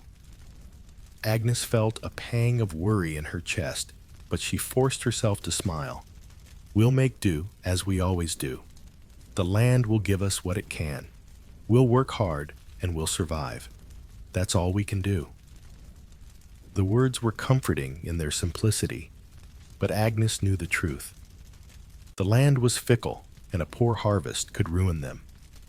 It had happened before, and it could happen again. But for now, all they could do was hope that the winter wouldn't be too harsh, and that the next harvest would bring a better yield. They returned to the cottage with their small bounty from the market: dried fish, some herbs, a loaf of bread. It wasn't much, but it would stretch the pottage for another day. And for now, that was enough. In the end, food, like everything else in their world, was a constant reminder of the divide between the rich and the poor. The market, with its abundance and its luxuries, was a place of dreams for Agnes and Lena. It was a place where they could see what they could never have. And yet, despite it all, they had learned to make do with what they had. The food was simple, the choices limited, but it was enough to survive, just barely. And that was the harsh reality of life in a world where the wealth of the land was not for the peasants to claim. The days grew shorter, and the cold winter air settled deeper into the bones of the village. The hearth in Agnes's cottage crackled and popped, casting a faint glow that barely illuminated the worn wooden beams above. It had been a long, exhausting day, one of many that seemed to stretch endlessly. The fire was a rare comfort, its warmth slowly fighting off the chill that permeated the stone walls. But even the fire couldn't erase the fatigue that clung to Agnes's limbs. She sat by the hearth, stirring the last remnants of the pottage, which had become thinner and less flavorful as the days wore on. With the winter harvest long gone, their supplies were dwindling, and the food they ate was often little more than bread, salted fish, and whatever root vegetables they had left. Lena, who had spent most of the day tending to the animals in the cold, came into the room with her cheeks flushed from the biting wind. She walked over to her mother, her movements slower than usual, as if the weariness had already settled deep into her bones. Mother Lena said quietly, lowering her gaze as she removed her cloak, "I don't feel well today. My stomach aches." Agnes looked up her brow furrowing with concern.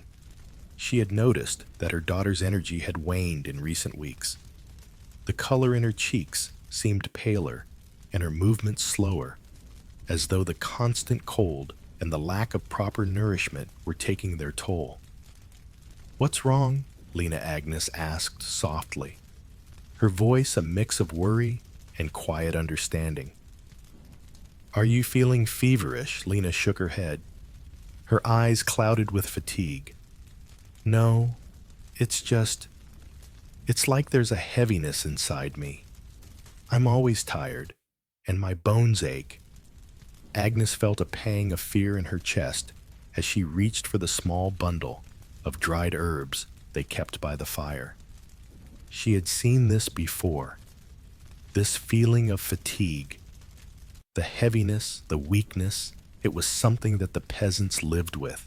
It wasn't just the cold that wore them down, but the food they ate. The simple, meager diet, lacking in vitamins and proper nutrition, had a lasting effect on their bodies.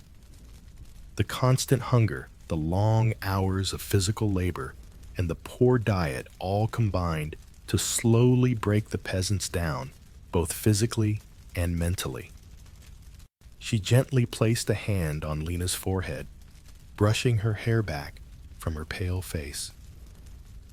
"You're not getting enough, child," Agnes murmured, more to herself than to Lena. "We're all running low, but it's not enough. We need more than this." Lena nodded, but there was little energy in the movement. Agnes knew that her daughter wasn't the only one suffering. This was the way of life for peasants, a life of exhaustion and deprivation. The food they ate, though filling, was sorely lacking in essential nutrients. The simple, everyday diet of bread, porridge, and vegetables, while adequate for survival, lacked the vital vitamins and minerals necessary for maintaining good health. The absence of fresh fruits and vegetables, those that would have provided the necessary nutrients, left them vulnerable to malnutrition. The most common affliction among the peasants was scurvy, a disease caused by a lack of vitamin C. It wasn't uncommon for Agnes to see the telltale signs of scurvy, swollen, painful gums, bleeding, and fatigue in herself and her neighbors. But it wasn't just scurvy that plagued the peasants. The lack of proper nutrition made their bodies weaker, leaving them susceptible to other illnesses. Without the proper vitamins and minerals, the body couldn't fight off infections as it should, and even small wounds or illnesses could quickly become fatal. "We need to find something more," Agnes muttered mostly to herself. "Something to give us strength to fill us with what we need to fight this." The truth was, though, that what they needed wasn't available. Fresh fruits and vegetables, particularly during the winter months, were a luxury. The peasants couldn't afford to eat like the lords. And even when they could, the food was often inadequate. The grains they grew were often the only source of calories, but the wheat, barley, oats, and rye they harvested were not enough to keep their bodies strong. The absence of protein vitamins and fresh produce meant their bodies were slowly being drained of life. Agnes moved toward the small window, peering out at the barren fields. The ground was frozen, and the fields that had once been rich with crops lay still and empty. It had been a hard year, and the harvest had been poor. There were no fresh vegetables to pick, no greens to add to their meals. It was a time of scarcity, and it would only get worse as the months wore on. Mother Lena said, her voice soft, but growing weaker by the moment. "I'm so tired." Agnes turned to her daughter, her heart heavy with sorrow. She wanted to give her more, to fill her with the nourishment that would give her the energy to carry on. But she knew there was little she could do. They were all suffering from the same lack of nutrition.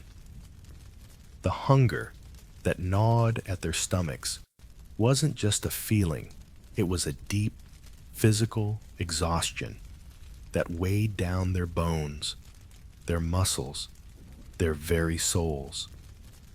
"I know," child Agnes replied, her voice thick with emotion. "We all feel it, but we must keep going. We'll make do with what we have, just like we always do."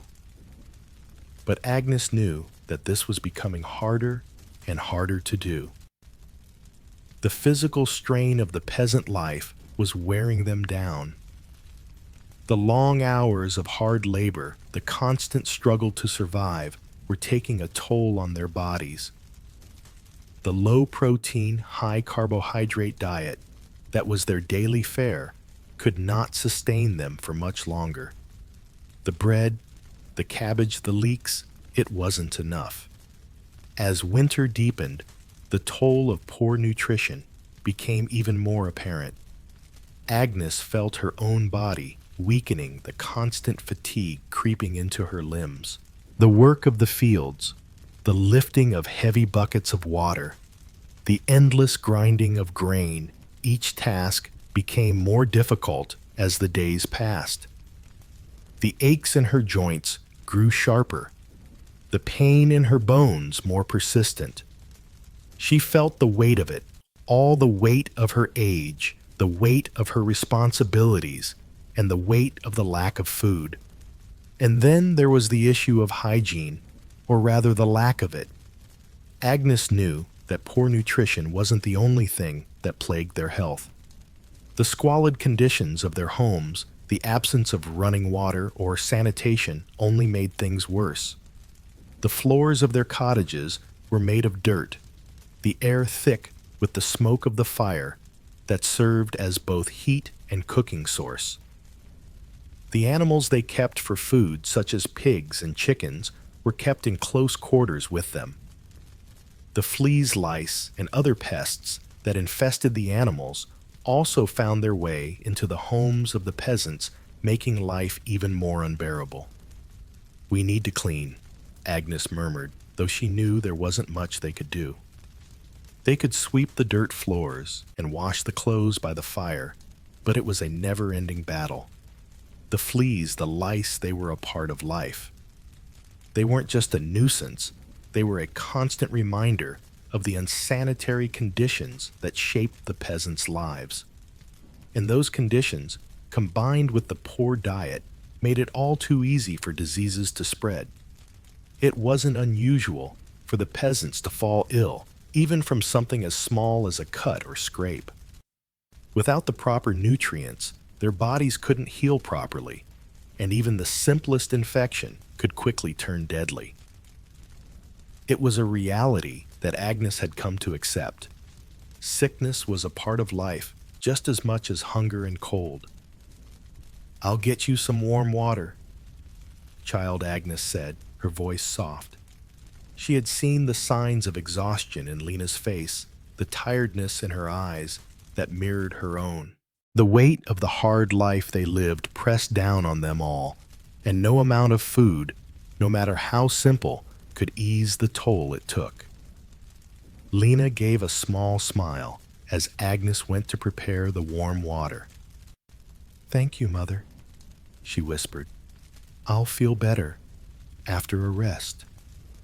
Agnes didn't respond, but the sadness in her eyes said it all. She knew that rest alone wouldn't cure the underlying cause of their suffering. The cold, the hunger, the exhaustion. They were all connected, and the poor diet, the lack of nutrients would continue to drain them if things didn't change.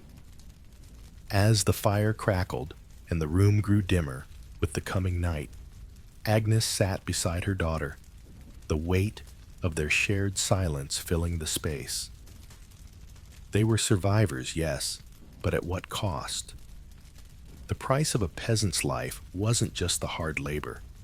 It was the toll it took on their bodies, their health, and their spirits. Every day they fought to survive. But in the end, survival wasn't just about making it through the work. It was about making it through the weariness, the malnutrition, and the constant hunger that never truly left. And for Agnes and Lena, that battle was far from over. The first light of dawn crept through the cracks in the cottage, casting a pale glow across the room. The chill of the early morning air seeped through the stone walls, wrapping its cold fingers around Agnes as she stirred the remnants of last night's stew. It was still early, too early for most, but for peasants like Agnes, the day's work began long before the sun fully rose. The first task was always the same, checking on the animals, ensuring that they were fed and safe from the cold that had begun to settle in for the season. "Mother, the cows are ready to be milked," Lena said, her voice muffled by the thick wool of her cloak as she entered the room, still rubbing sleep from her eyes. "I've already fed the chickens, but the goats need water." Agnes nodded, her weary gaze meeting her daughter's. "Good. After you finish with the goats, we'll need to gather the remaining firewood before it's too cold to work outside." Lena, though young, had become accustomed to the long hours of labor that marked the life of a peasant. She had inherited her mother's strong work ethic, though Agnes often wished she didn't have to shoulder so many responsibilities at such a tender age. But in their world, there was no other choice. They were peasants, bound to the land by birth, by necessity, and by the demands of their lord. It was their hands that tilled the soil, their backs that bore the weight of the harvest, and their knowledge of the seasons that determined the rhythm of their lives. They grew the crops that fed everyone, not just themselves, but the nobility, the clergy, and the other villagers who could afford to pay for what they grew. It was a simple life, but one full of hard work and unspoken obligation. Mother Lena said, returning from the barn with a bucket of milk, "How much longer before the harvest is over?" Agnes paused, wiping her hands on her apron as she considered the question. The harvest was always a race against time. If the weather held, they could finish in a few weeks. But the colder it got, the more difficult it became to gather the crops before they were ruined by frost. "We've got another week before the barley and oats are ready to be stored," Agnes said, her voice quiet, thoughtful. We'll need to get the hay in too. And after that, we can prepare the land for next year's planting. The peasants were the backbone of the medieval world. They were the ones who worked the land planting seeds in the spring, tending to the crops through the long summer and harvesting in the fall. They grew the grains, vegetables, and fruits that would feed their families and, by extension, the entire feudal system. In an agrarian society, the labor of peasants was the lifeblood of the kingdom. Without them, there would be no food, no wealth, no power. But despite their crucial role, peasants lived in constant poverty. The crops they grew, the food they raised, were not theirs to keep. They had to provide a portion to their lord, often taking less for themselves than was needed to survive the winter. As Agnes and Lena worked through the morning, their hands moving with practiced ease, they prepared for the busy days ahead. The seasons dictated everything. The planting and the harvest, the rise and fall of the sun, the shifting winds. Every moment of a peasant's life was defined by the agricultural calendar, and the work never stopped. When the fields were not being planted or harvested, they were being prepared for the next season's crops, and in between there was always something to do: feeding animals, mending fences, grinding grain. And the work was hard, backbreaking, unrelenting. The peasants had little time for rest. "Do you think we'll have enough grain to last through the winter?" Mother Lena asked as they prepared to head out into the fields. Agnes hesitated before answering. The truth was, she didn't know. They had managed to harvest enough barley, oats, and rye to see them through the colder months, but the crop had been smaller this year. The rains hadn't come as expected, and the growing season had been too short. It was always a gamble. "We'll have enough," Agnes said, though her voice carried the uncertainty she felt deep in her gut. "We'll make do like we always do, and if we need more, we'll barter what we can." The barter system was an essential part of the peasant economy. With few coins in their pockets, peasants relied on trade to obtain what they couldn't grow or produce themselves. The exchange of grain, vegetables, and livestock for other goods was how they survived. But the exchange wasn't always equal, and often the wealthier villagers or the lord's estates had the upper hand. As the morning passed into afternoon, Agnes and Lena worked alongside the other peasants who lived in the village, each of them focused on their own tasks, but bound together by the shared struggle. There was little time for conversation, save for the occasional exchange of pleasantries or quiet words of encouragement. The silence between them spoke volumes. Each peasant knew what was at stake. It was the harvest that would determine their survival through the long, harsh months of winter. By the time the day began to fade, the fields had been worked, the animals fed, and the chores of the day almost complete. But there was still one more task to finish the Lord's share. "Mother, do we have to give all of it to Lord Grey?" Lena asked quietly, her voice tinged with resentment. "There's barely enough for us."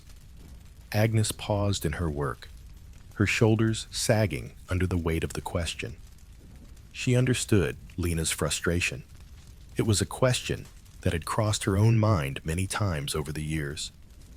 The peasants worked tirelessly from sunrise to sunset, and still they were required to give a portion of their crops to the Lord. It was the law of the land, part of the feudal system that governed their lives. The Lord owned the land, and the peasants were bound to it. "We have no choice," child Agnes replied softly, wiping a tear from her cheek that she hadn't realized had fallen. "It's the way things are. We give what's due, and we keep what we can for ourselves. It's how we survive. And one day, you will understand why it must be this way." Lena nodded, but said no more, her heart heavy with the same sense of injustice that had haunted her mother for years. The peasants were bound to the land, bound by the law of the Lord, with little room for freedom or choice. Their lives, their survival, depended on the whims of the nobility.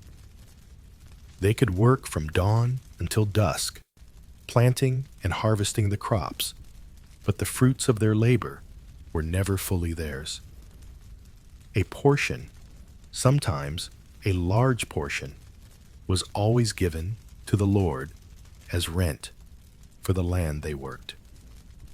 As the weeks wore on and the harvest continued, Agnes and Lena persevered like all peasants did, making do with what they had. They had enough grain for the winter, but it would be tight.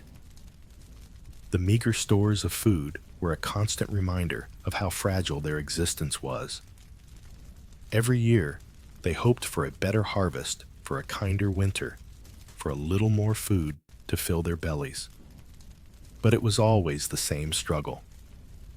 One evening, as the final light of the day faded into twilight, Agnes stood on the porch of their cottage looking out over the fields that stretched out before them. The sun had just set, casting the sky in hues of orange and purple, but the beauty of the scene did little to ease the burden in her heart.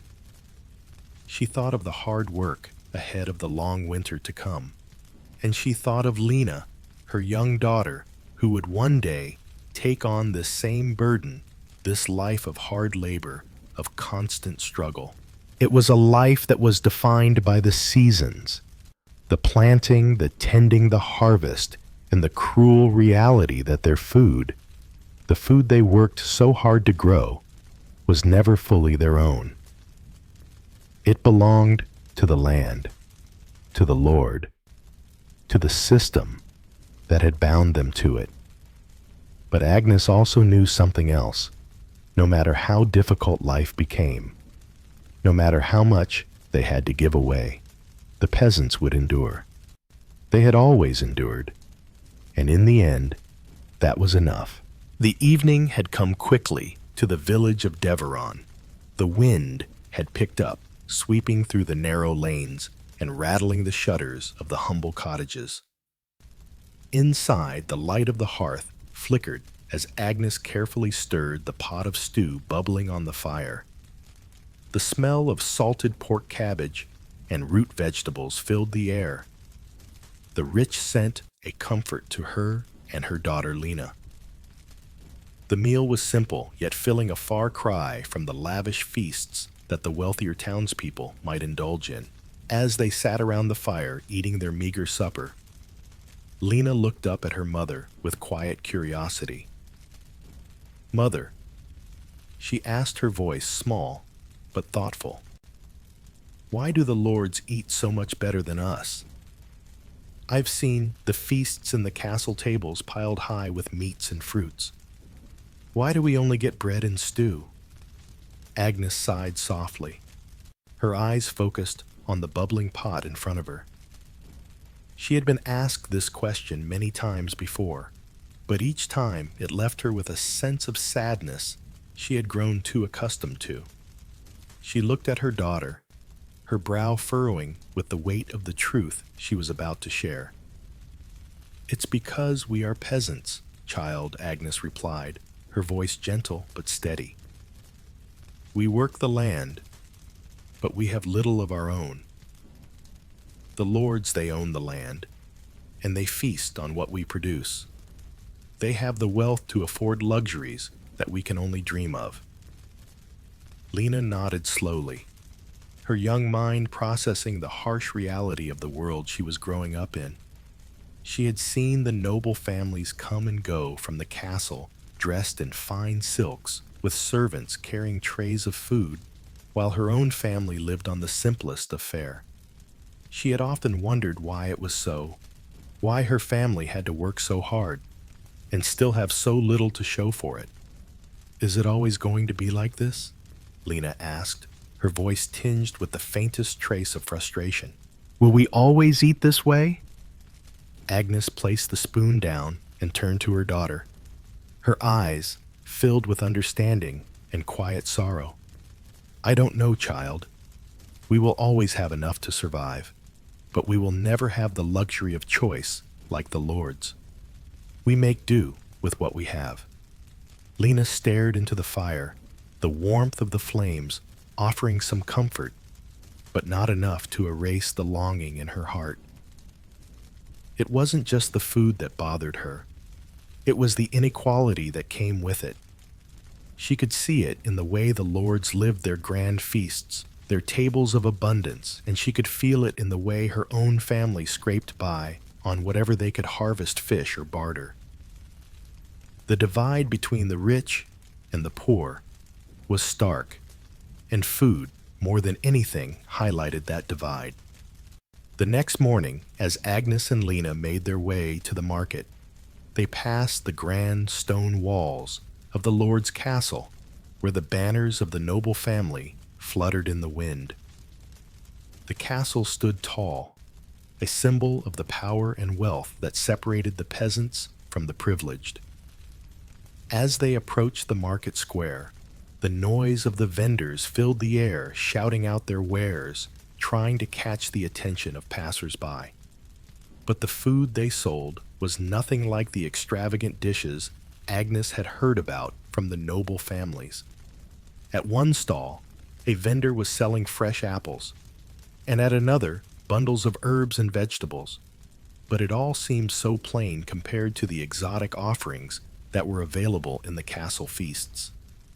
Peasants like Agnes could only afford the most basic foods, breadroot vegetables, and a little bit of salted meat if they were lucky.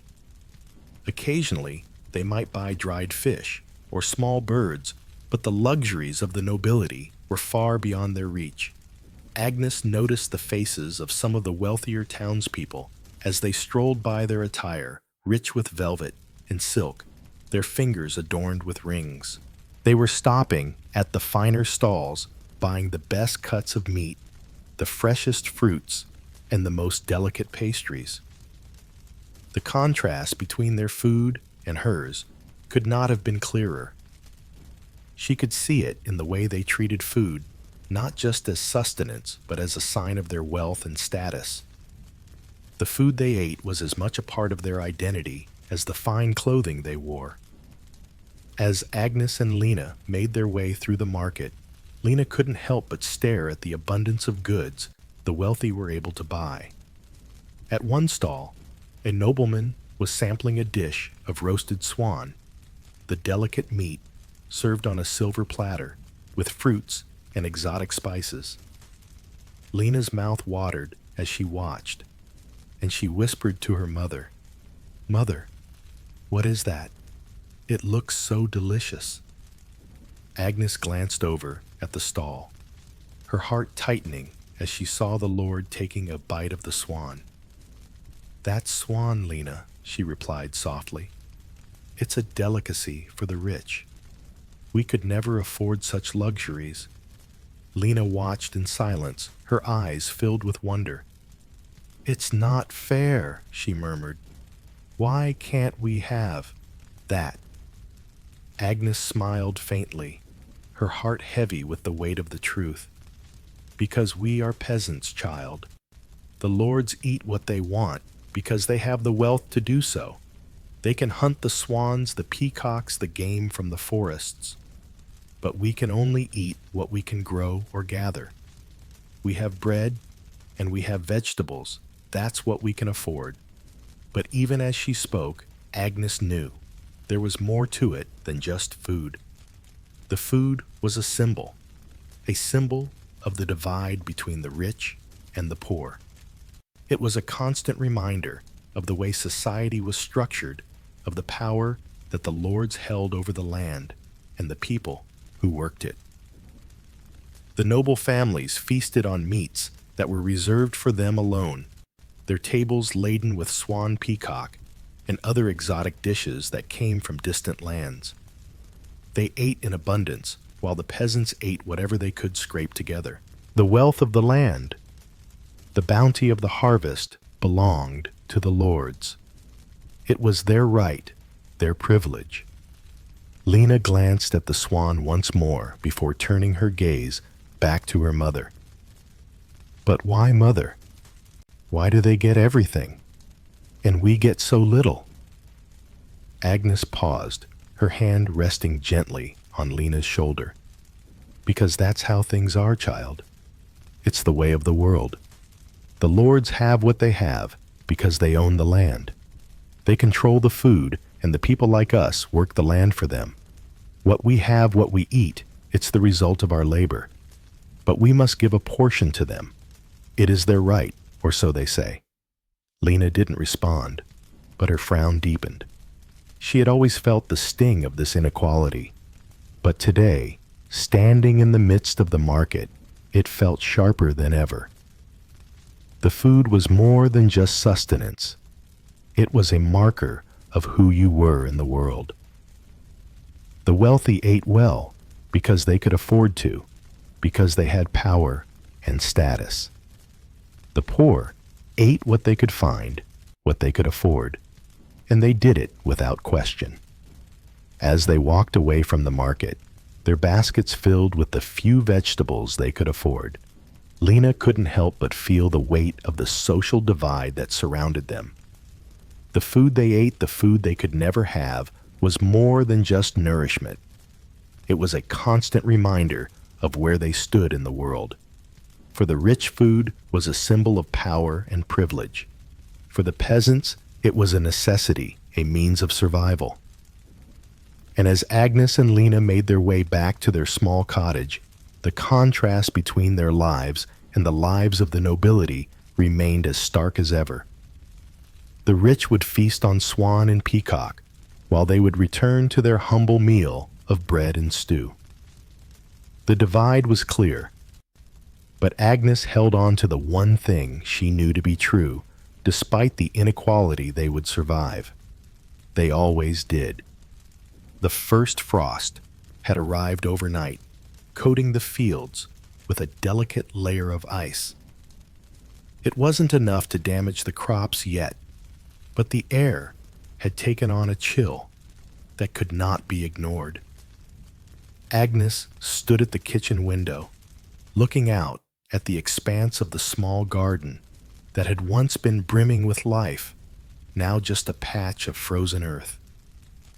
The harvest was over the vegetables in their modest garden, already picked, dried, or preserved for the coming winter. In the distance, the last of the leaves clung to the trees, trembling in the early morning breeze. The land was settling into its winter slumber, and so too was their diet. Lena fetched the last of the cabbages from the garden. Agnes called over her shoulder as she prepared for the day's work. "We'll need them for the stew tonight." Lena, wrapped in her thick woolen cloak, stepped outside into the brisk morning air, her breath visible in the cold. She crossed the garden quickly, moving with purpose. Even with the chill in the air, there was something comforting about the routine, something familiar. It was the time of year when the family's work became more about preparation than production, when they relied more on what they had stored than what they could harvest. As Lena returned with the cabbage, Agnes looked over the small kitchen.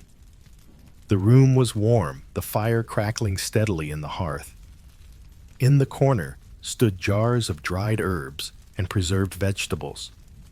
There were sacks of grain, bags of dried fish, and bundles of salted meat hanging from the ceiling.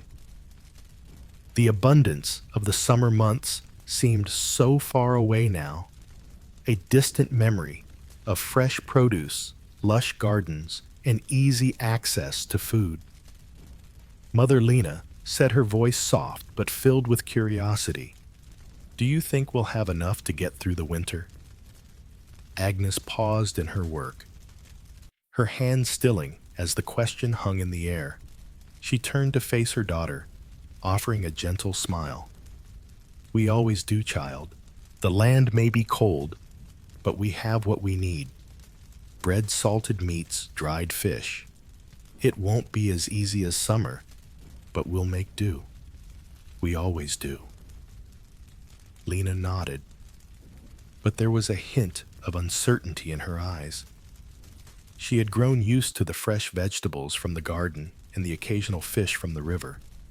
The thought of relying solely on preserved foods for months on end was a daunting one.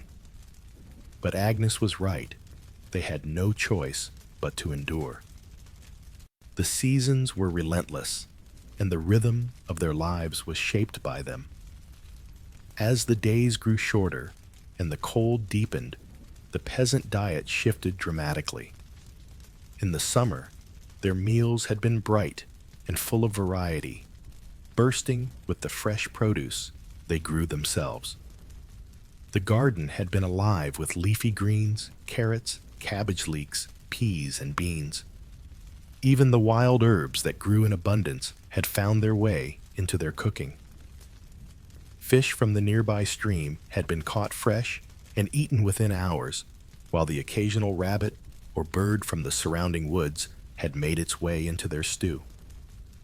But now, with winter on the horizon, the food available to Agnes and her family was no longer fresh.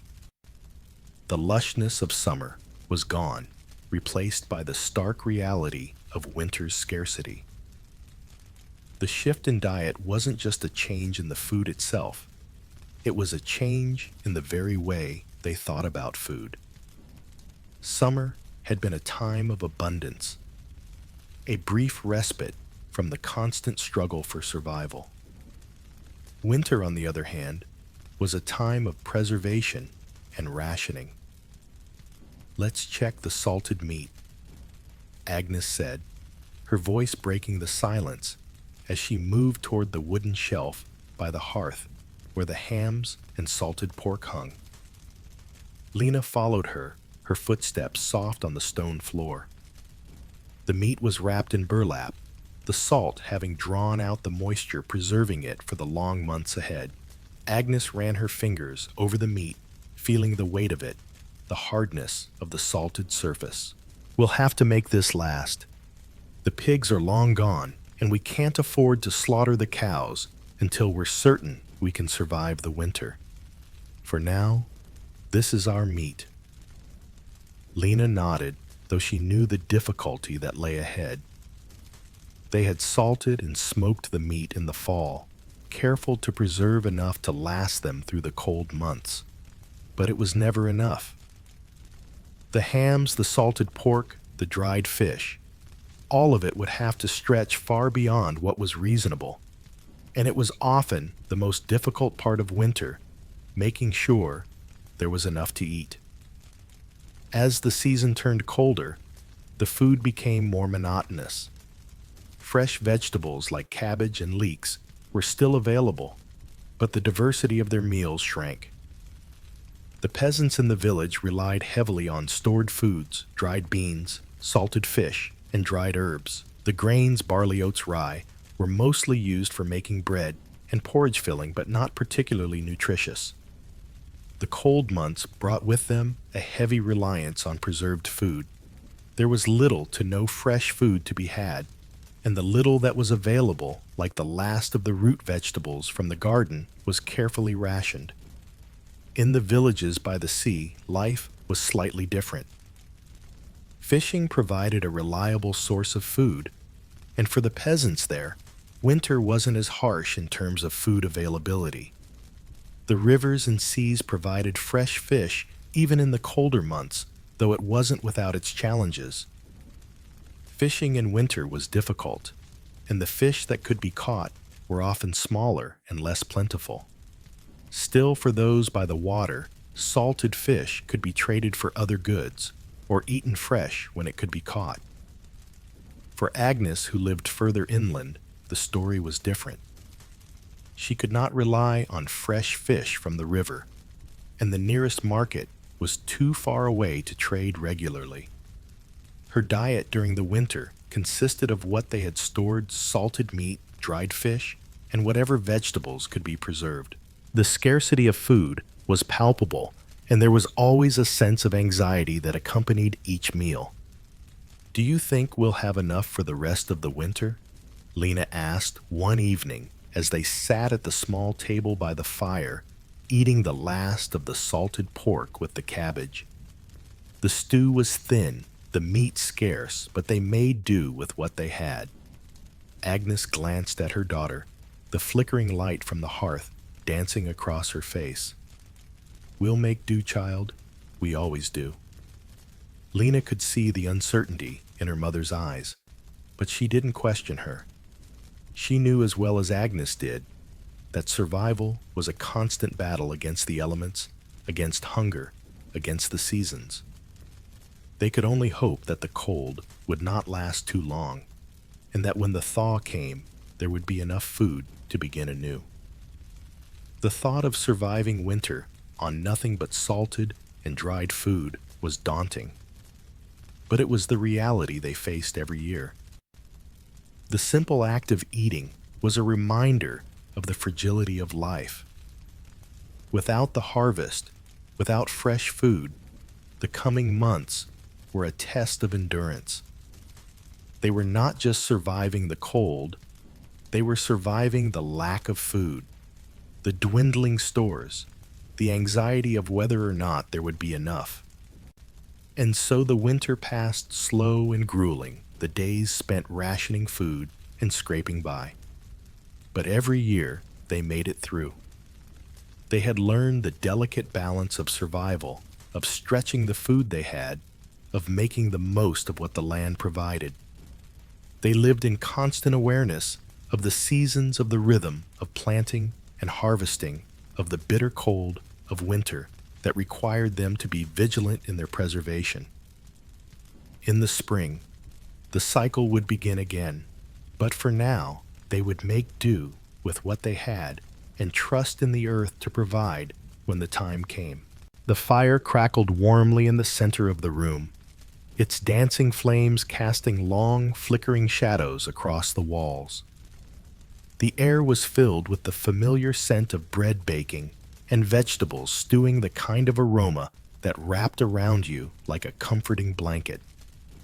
In the small cottage, the worn wooden table stood at the center of the room where all the family's activities took place, eating, working, talking, and sometimes even sleeping.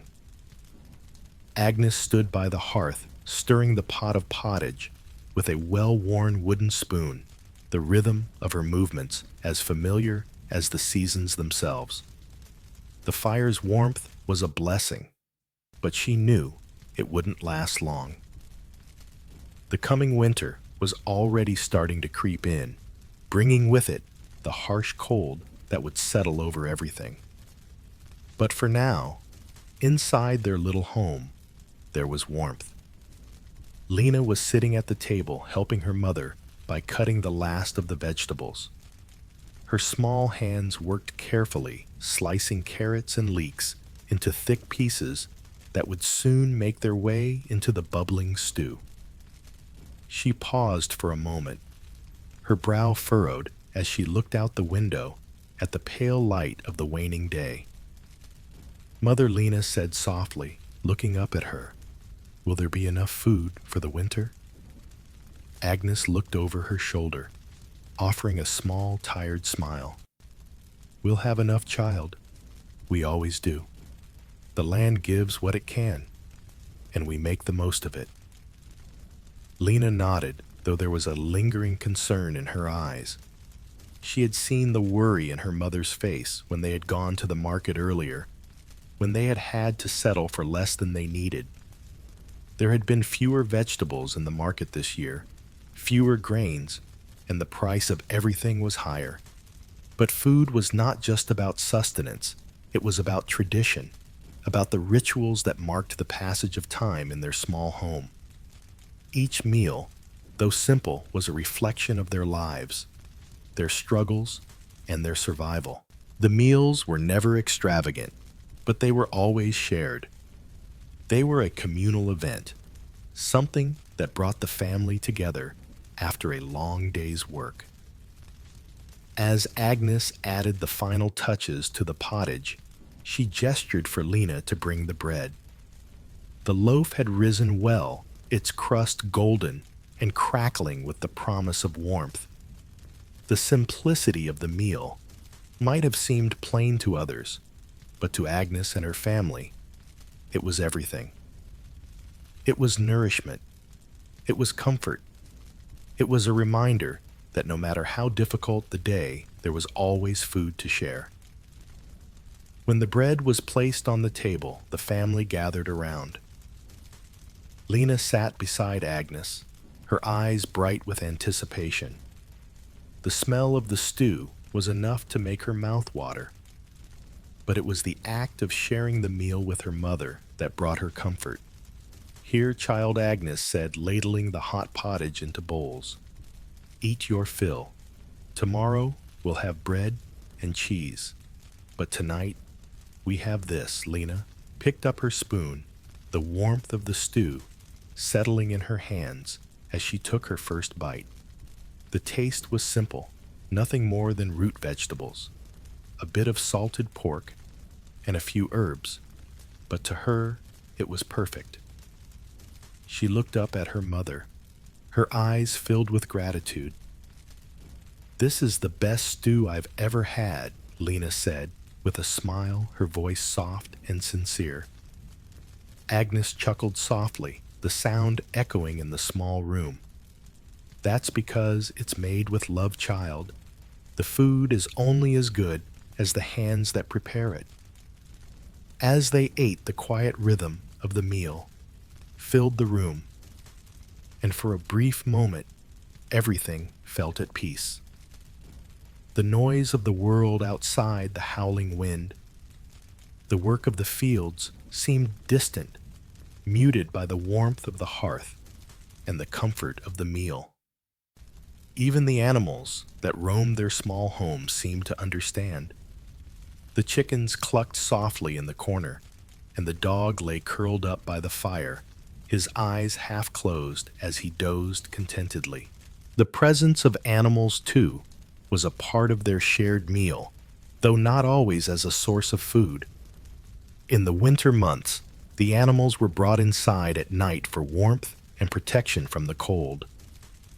Sometimes they shared scraps of the meal, but more often they sat by the fire companions in the quiet moments of the evening.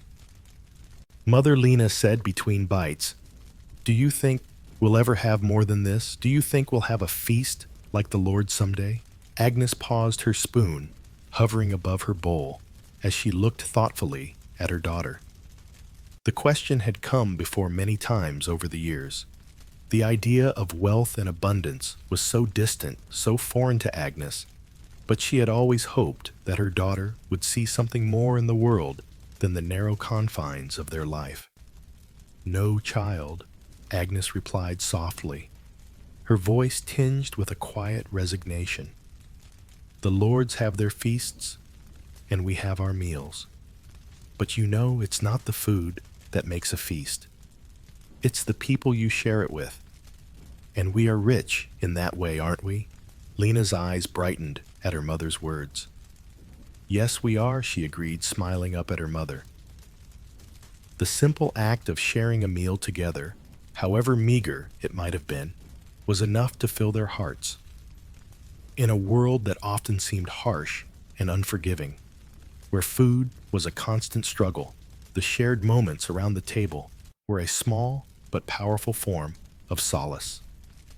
It was in these quiet, unspoken moments that Agnes and Lena found comfort in the face of adversity. Food, too, had its place in the rhythm of the seasons. It was a constant presence in their lives, marking time and creating a bond that extended beyond the meal itself. Certain foods were tied to specific times of the year, and the preparation of these foods brought a sense of tradition and continuity to their lives.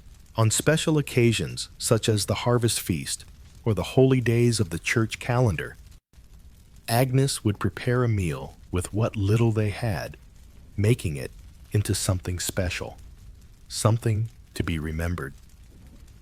Though the meals were always simple, the act of preparing something different, something a bit more extravagant, brought the family together in a way that no ordinary meal could. At Easter, Agnes said one evening as they sat down to eat, "We will have fish and bread, and perhaps a small rabbit stew. It's not much, but it's enough to mark the day." Lena smiled at the thought. Easter was one of those times when the family could make a small feast out of what they had. Though they could never afford the grand banquets of the lords, they could still celebrate the turning of the seasons, the renewal of life, and the warmth of family, and that Agnes knew was something worth celebrating. The religious calendar also dictated their food traditions. Fasting was an important part of the peasant's life, especially during periods like Lent, when meat was forbidden, and only fish and simple meals were allowed. During this time, the family would eat a simpler diet focusing on bread, vegetables, and the fish they had preserved.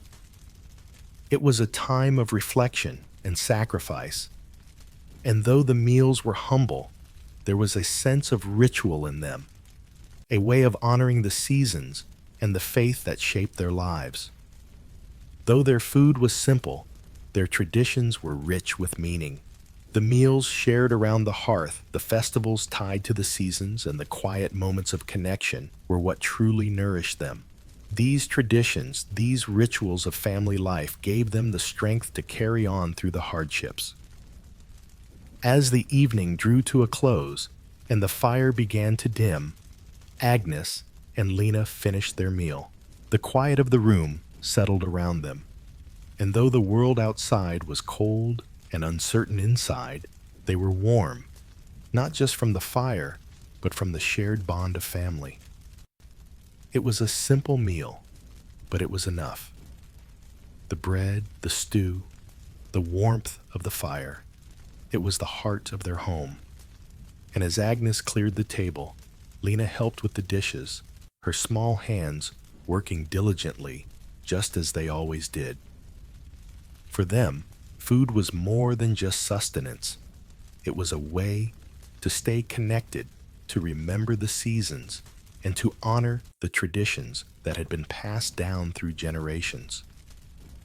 In the simplicity of their meals, they found the richness of life itself.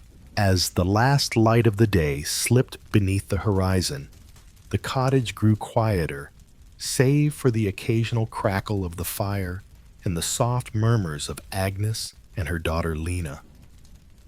The warmth of the hearth was a welcome comfort against the biting cold that had begun to settle into the walls. Another day of hard work had passed, and the evening meal was nearly finished.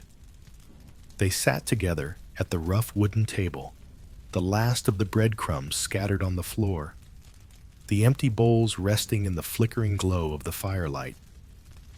Lena leaned back in her chair, her tired eyes flickering between the fire and her mother. "Do you ever wish we could eat something different, something better?" she asked, her voice soft, almost hesitant. "Something that isn't just bread and stew."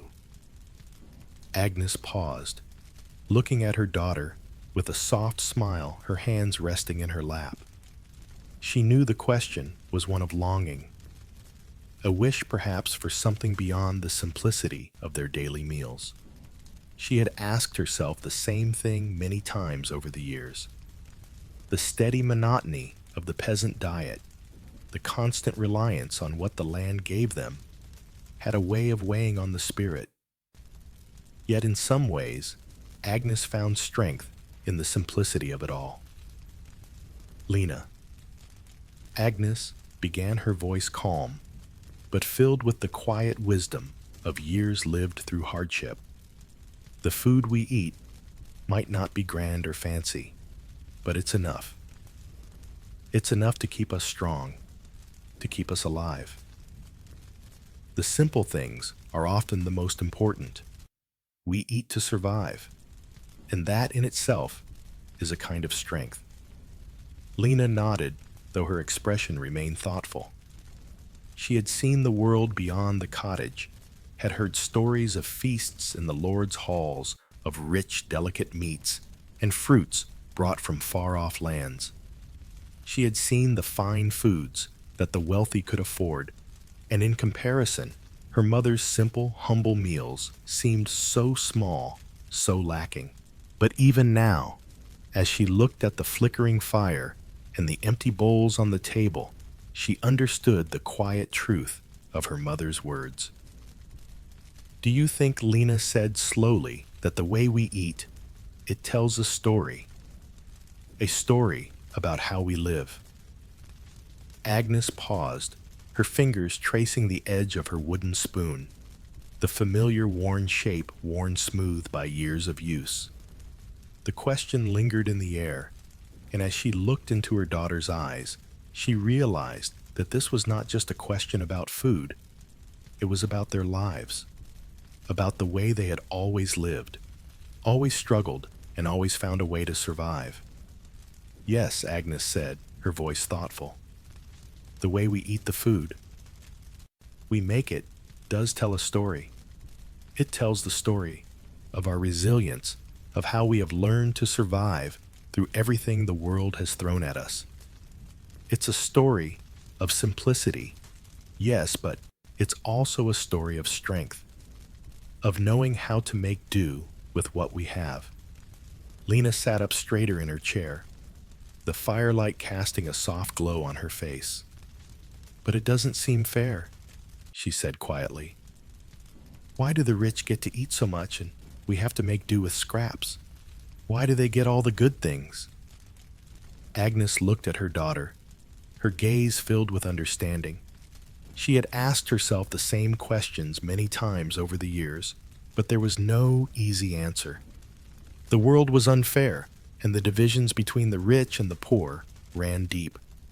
The peasants worked tirelessly to grow the food that the lords ate, yet they were rarely able to enjoy the fruits of their labor. It was a harsh reality, one that had shaped Agnes's life and would shape Lena's as well. Lena, child, Agnes said softly, the world is unfair, but we are strong. We don't need the luxuries of the rich to survive. We have each other, and we have our work. That is what sustains us.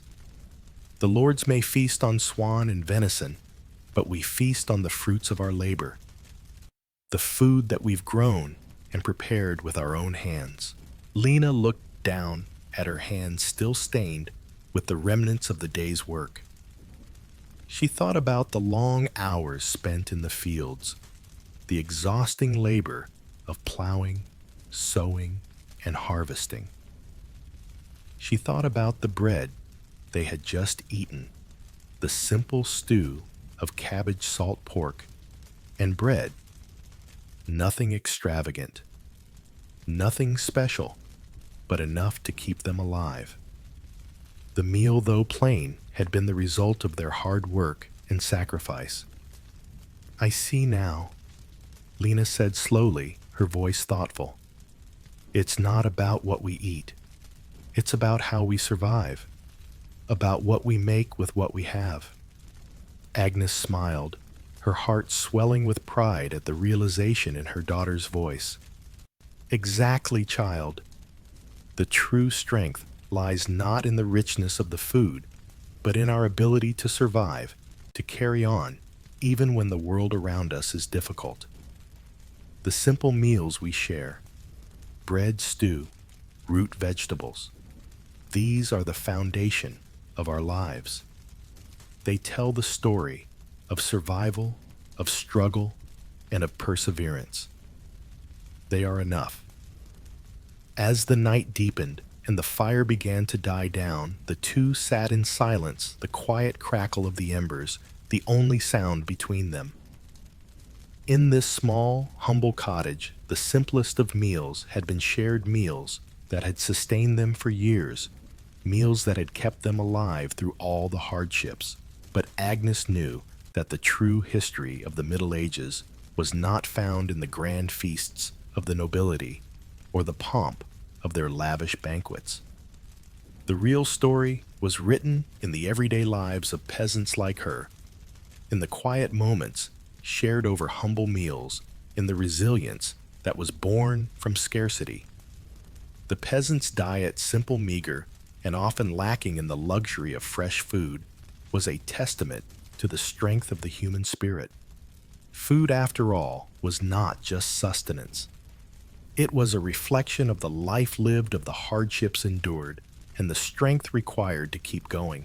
The peasant's food was a story of survival, of ingenuity, and of resourcefulness, of making do with what was available, and finding comfort in the simplicity of their daily meals.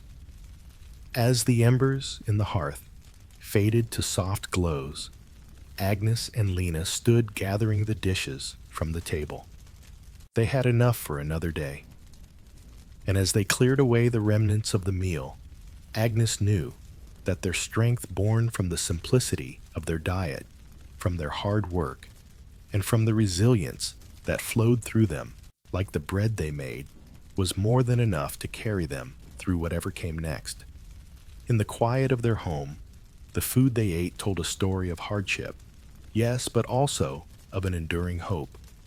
It was a story written not in the grand feasts of the rich, but in the simple, everyday moments shared by those who had nothing but each other and the will to survive. And in that, they were richer than they could ever imagine. As the last remnants of the meal were cleared away, the fire in the hearth began to fade, casting soft shadows across the room. The world outside had grown dark, and the harsh winds of winter began to howl against the cottage walls. Agnes sat quietly by the fire, her hands folded in her lap, the weight of the day settling heavily in her bones. Her daughter Lena had gone to bed, curling up beneath the worn blankets, her quiet breaths the only sound in the room. Agnes, however, remained awake, her thoughts drifting back to the day, to the meal they had just shared. The stew had been simple, nothing more than a few root vegetables, some dried herbs, and the last of the salted pork. It had been a meal like any other, nourishing but plain. There was nothing in it to excite the senses, nothing to make it extraordinary, and yet, in its simplicity, there was something deeply meaningful. For Agnes, that meal had been more than just food. It had been a reminder of everything she had worked for, the long hours in the fields, the cold mornings spent gathering firewood, the careful preservation of what little they had. It was a testament to the quiet endurance that marked every day of their lives. Food in the peasant world was never just sustenance. It was a symbol of survival, a constant reminder of the hardships that shaped their existence. Every meal, though humble, was an act of defiance against the harshness of the world. It was a daily struggle, a struggle to make something out of nothing, to stretch what little they had into enough to keep them going. The simplicity of their diet, the reliance on what the land and the seasons provided, was both a reflection of their resilience and a stark reminder of the limitations they faced. Agnes's gaze fell to the empty bowl on the table, the faint remnants of broth still clinging to its sides. In that simple bowl, she saw the years of labor, the years of sacrifice. She saw the work of the land, the sweat of her brow, the quiet hours spent tending to crops, animals, and fires. She saw the long, unrelenting struggle to survive, to keep going, to make do with what they had. And in that moment, she realized that food had become more than just the means to stay alive. It had become a symbol of everything they had endured. As she sat in the dim light, the weight of their daily existence pressed down on her. The seasons, with their relentless cycles, dictated their lives, but they also brought with them a certain rhythm, a certain order. In the summer, there was abundance, fresh vegetables from the garden, the bounty of the harvest. But in the winter, that abundance faded away, replaced by the cold, the preserved foods, and the careful rationing of what they had left. And yet, despite the hardships they endured, every day they managed to make it through even when it seemed impossible. The food they ate was simple, yes, but it was never just about filling the stomach. It was about survival. It was about resilience. It was about finding a way to continue, even when the world seemed intent on making survival a constant battle. And in that sense, every meal, however plain, was a victory, a reminder that they were still here, still fighting, still holding on. Agnes closed her eyes, the weariness of the day settling deep into her bones. The fire flickered one last time before fading into embers. Outside, the wind howled louder, but inside in their small, humble cottage, there was warmth. There was food. There was family. And for now, that was enough. As the night stretched on, the quiet silence of the room was filled with the soft sound of Lena's breathing, the peace that came with the end of a long day.